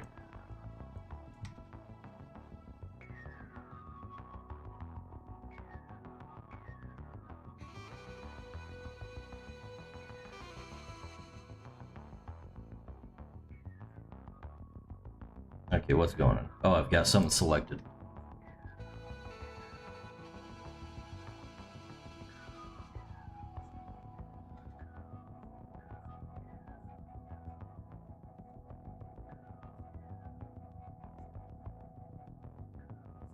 R3AP9R said, yep.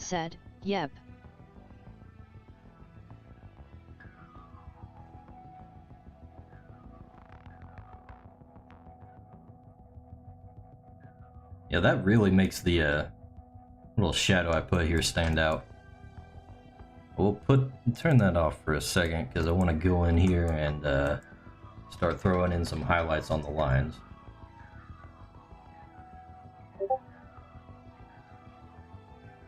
Orba has echo on her. Oh no.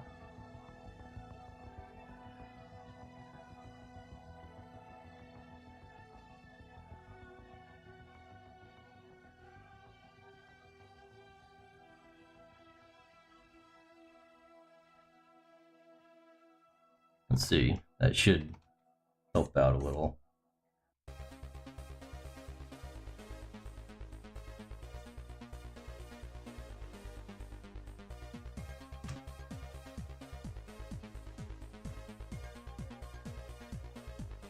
There's a little thing I like to do on most of my stuff.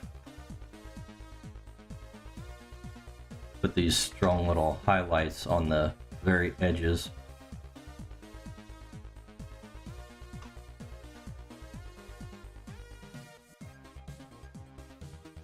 And that usually makes it pop really nice. R3AP9R said, BRB.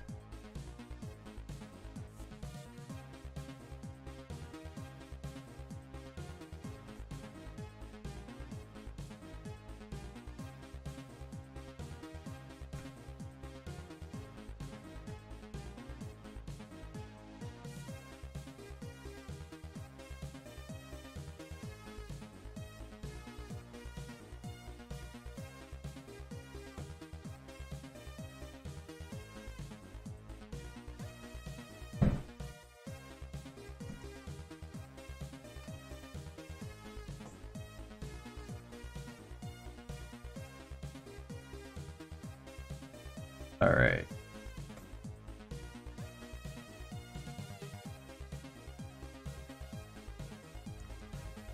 Definitely need some on the rock too. And the boulder.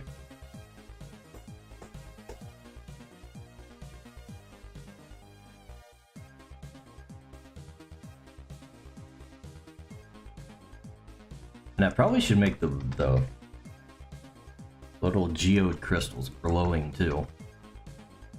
It's a whole nother effect that I'd have to put on.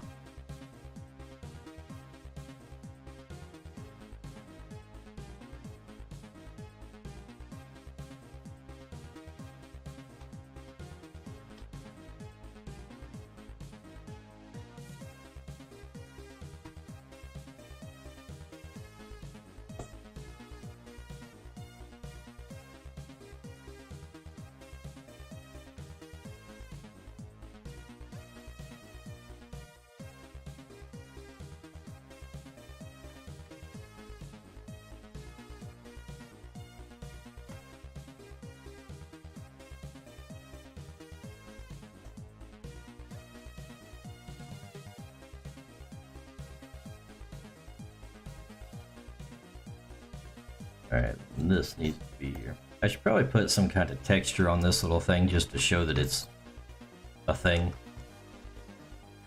I'm saying it's a mushroom, because I'm not entirely sure what Kohath meant to put there. It's probably just a scribble that was on the sketch I gave him. Who knows?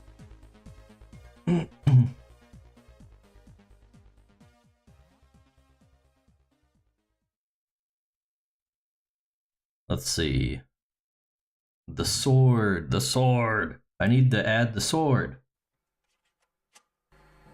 Alright, let's grab the sword.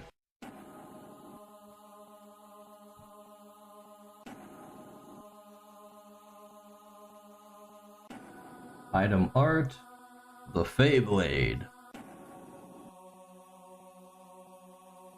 See, we'll put it underneath the line art. Yeah. Whoops.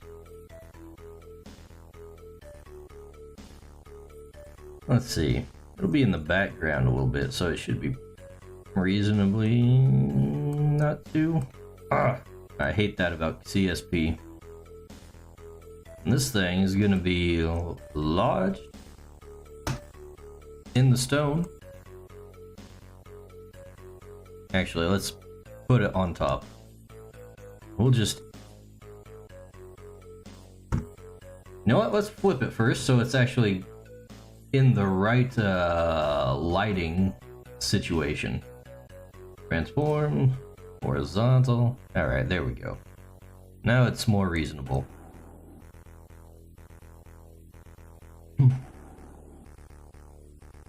And we'll rasterize that. And then we can select that. And select this and this. And we'll just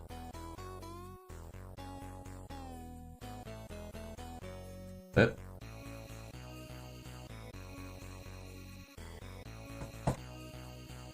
There we go.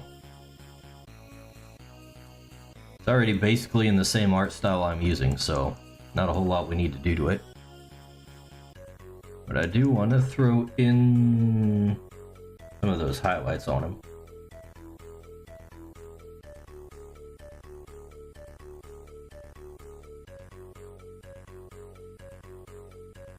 This is a little bit like upside down here. So we're just gonna do a little repainting.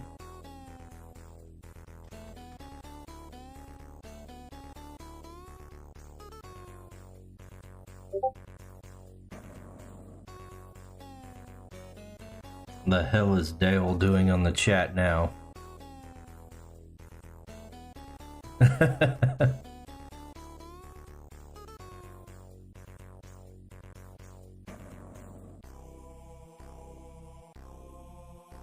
Dale is making this scene out to be some kind of a... What do you call that?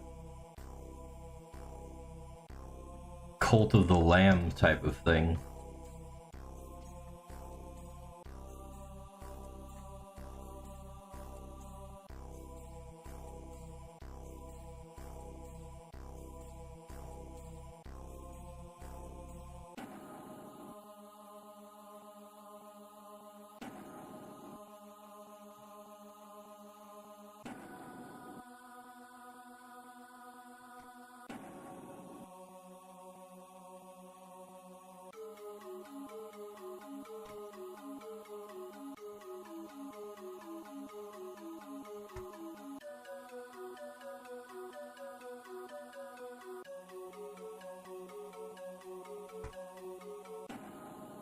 Let's see.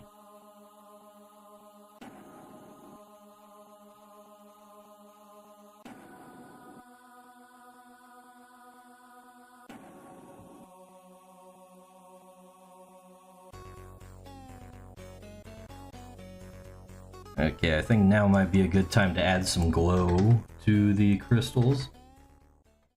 Let's see. For glow, we want to take something very saturated.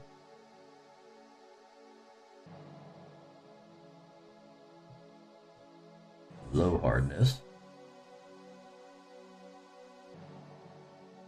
Uh-oh. It's having some trouble processing that.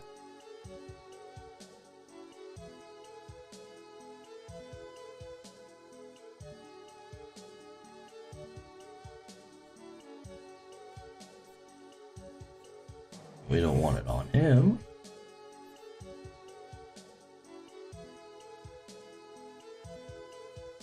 Let's see, then we're gonna take something very light.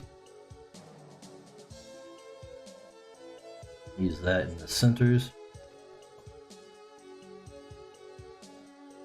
R3AP9R said, back. Welcome back, Reaper.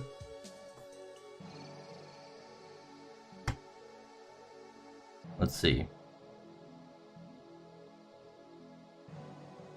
Oh. Tone that down a little bit. But otherwise, not looking so bad.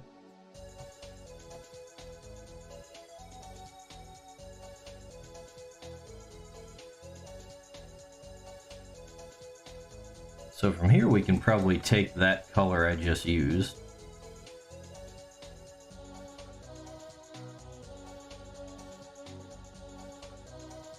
And maybe throw a little hue change based on that.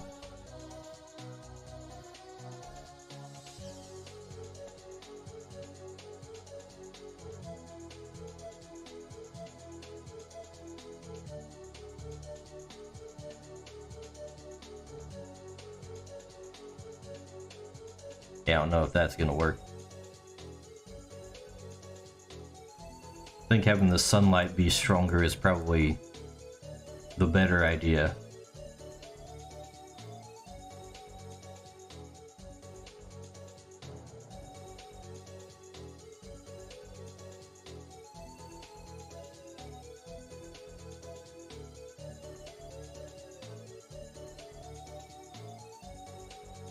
Let's see though.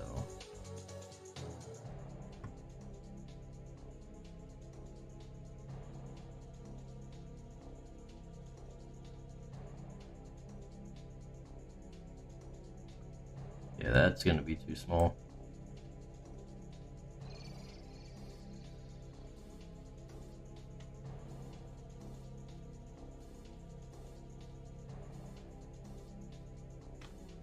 Yeah, I don't think this brush is gonna work. I think I'll have to do this part by hand. One at a time. Shame.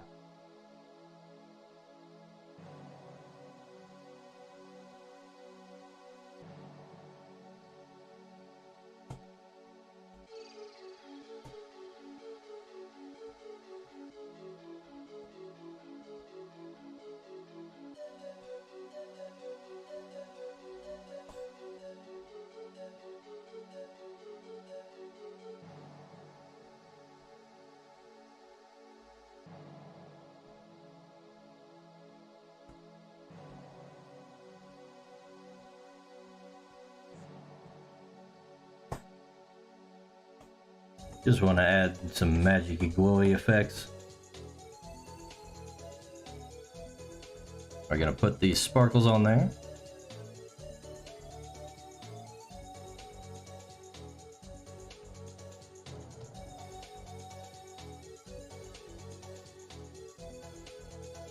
Let's see, can we just fill it? Nah, it doesn't seem to be possible there. So we're gonna have to take a brush and just go Urgh.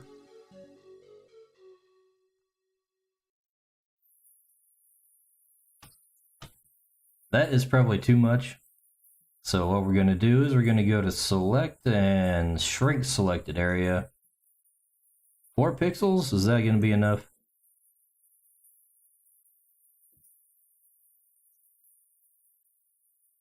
That looks like it'll be enough.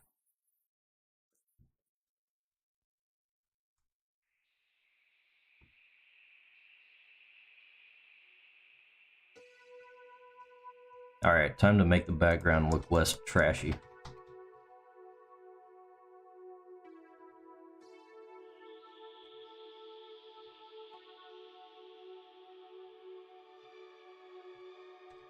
R3AP9R said, wait, when did you add the sword?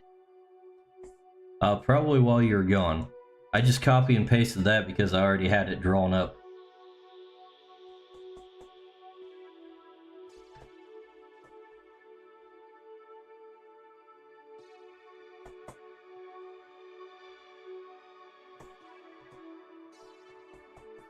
Just paint in some happy little trees real quick. And that'll be our little secret.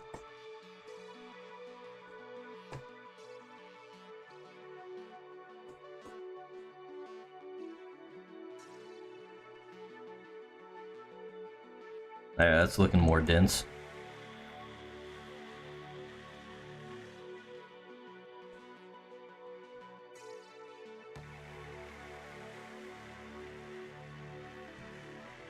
Now we get to use the leaf brush.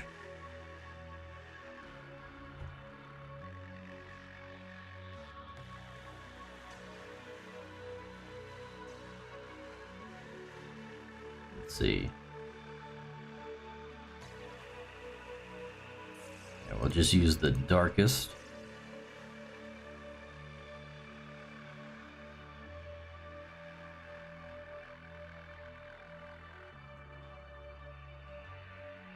We could probably stand to have bigger leaves than that. Maybe not. They're pretty far in the back. Actually, I should probably go back and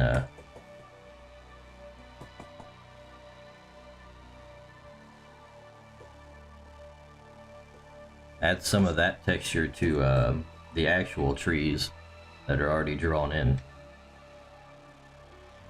Maybe.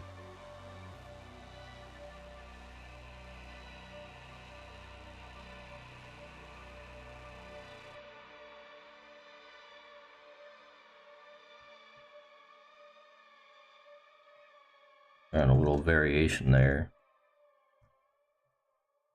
so it doesn't look totally flat.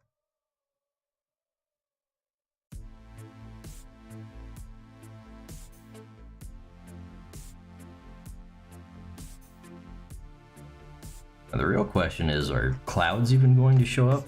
Well, I guess clouds would have shadows. No, probably don't want to use the leaf brush for clouds. That'd be a little dumb. We'll throw in some clouds here.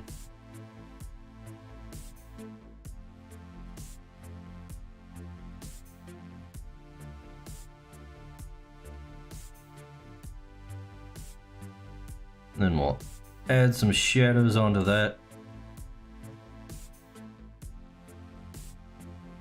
Let's see, we just use the regular old shadow color that I've been using.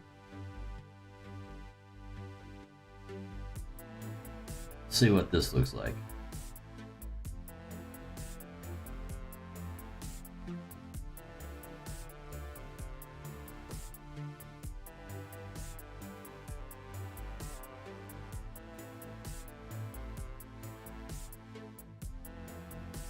That should be okay.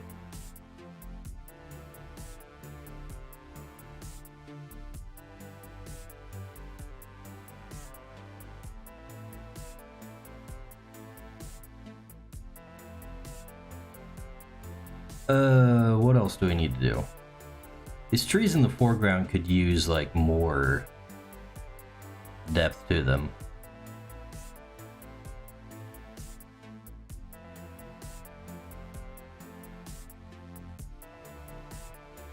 Let's get our shading color back.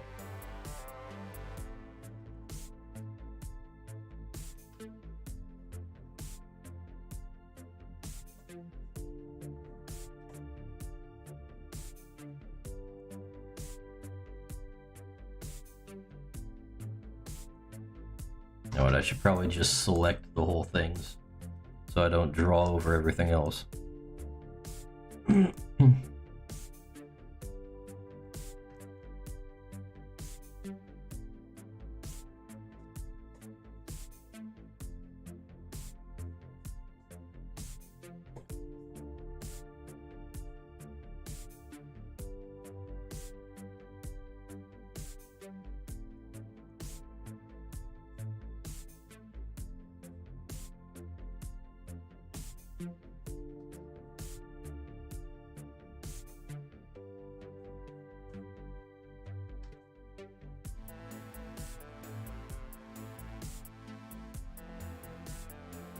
That's a little better.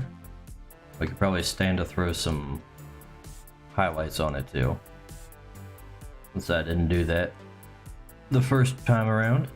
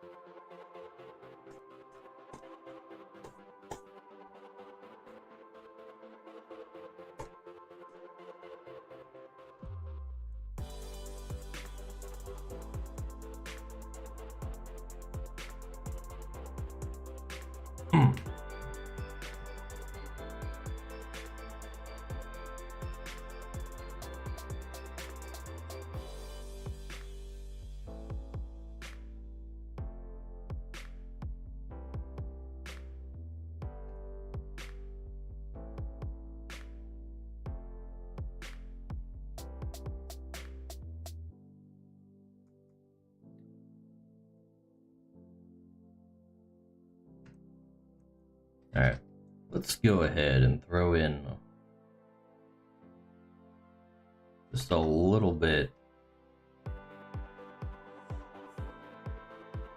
right here.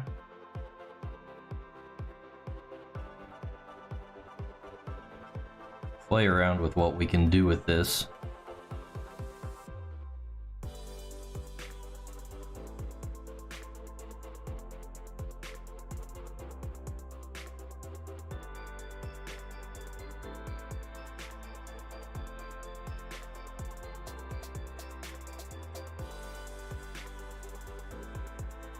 GOTWD There.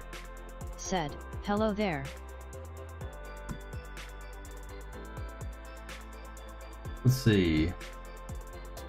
Geo? Hello there to you too. We're just kind of putting the final touches on this little piece.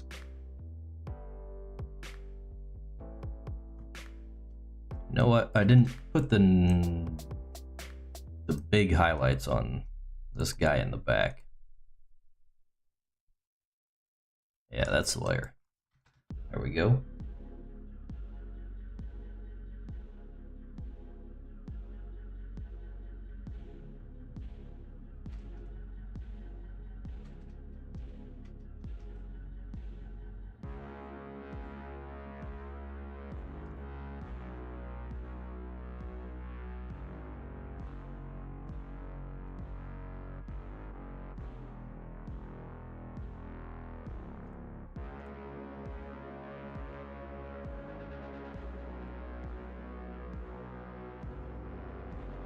Yeah, I think I'm at a point where I'm struggling to find new things to do to this. Probably means I've done enough.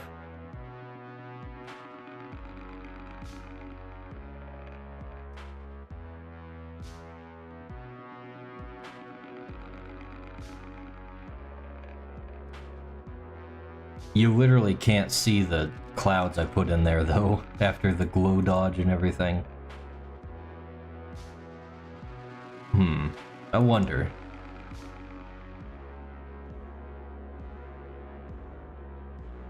Maybe we can just cut that part out.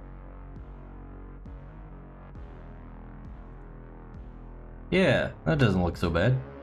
You can actually see the work I did. Nice. The one thing I want to do is throw in...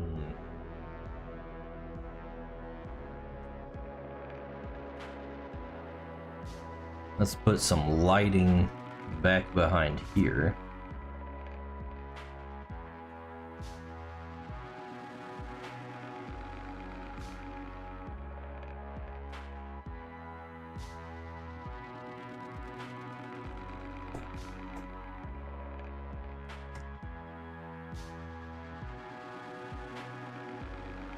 There.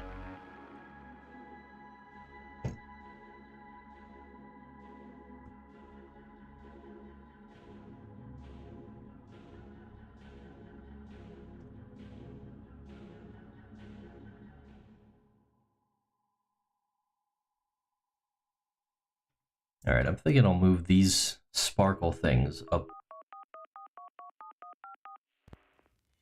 That might have been worse. Yeah, I think I made a mistake.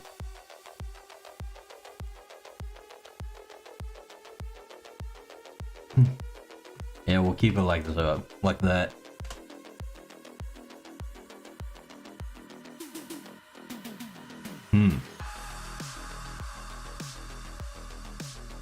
Well, this was an awfully quick piece, honestly.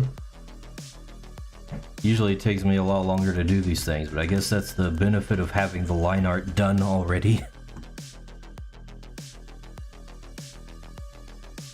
So, let's see, what else could we do?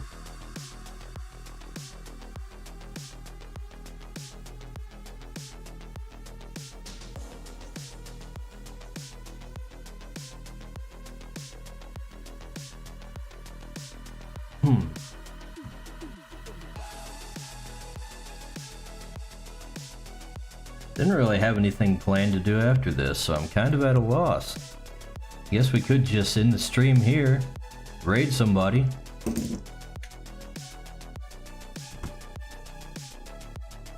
I can go get some lunch at 9 p.m.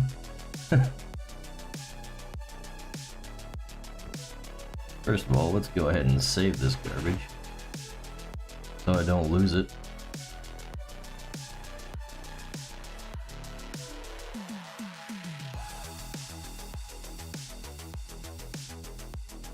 Hey Geronimo, why don't you thank the people here for stopping by while we wrap up this stream, hmm?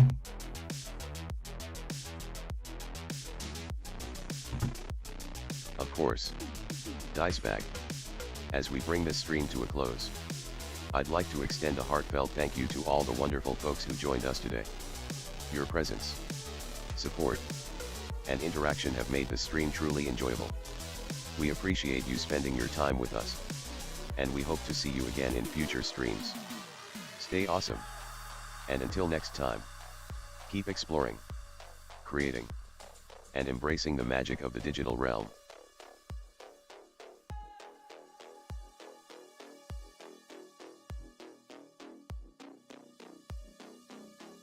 Alright, okie dokie. Let's see who there is to raid. Don't look like a whole lot.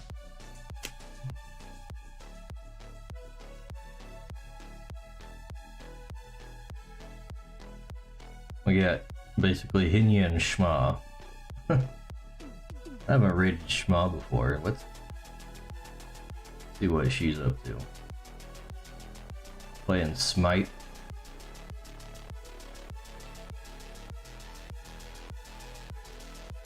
Alrighty.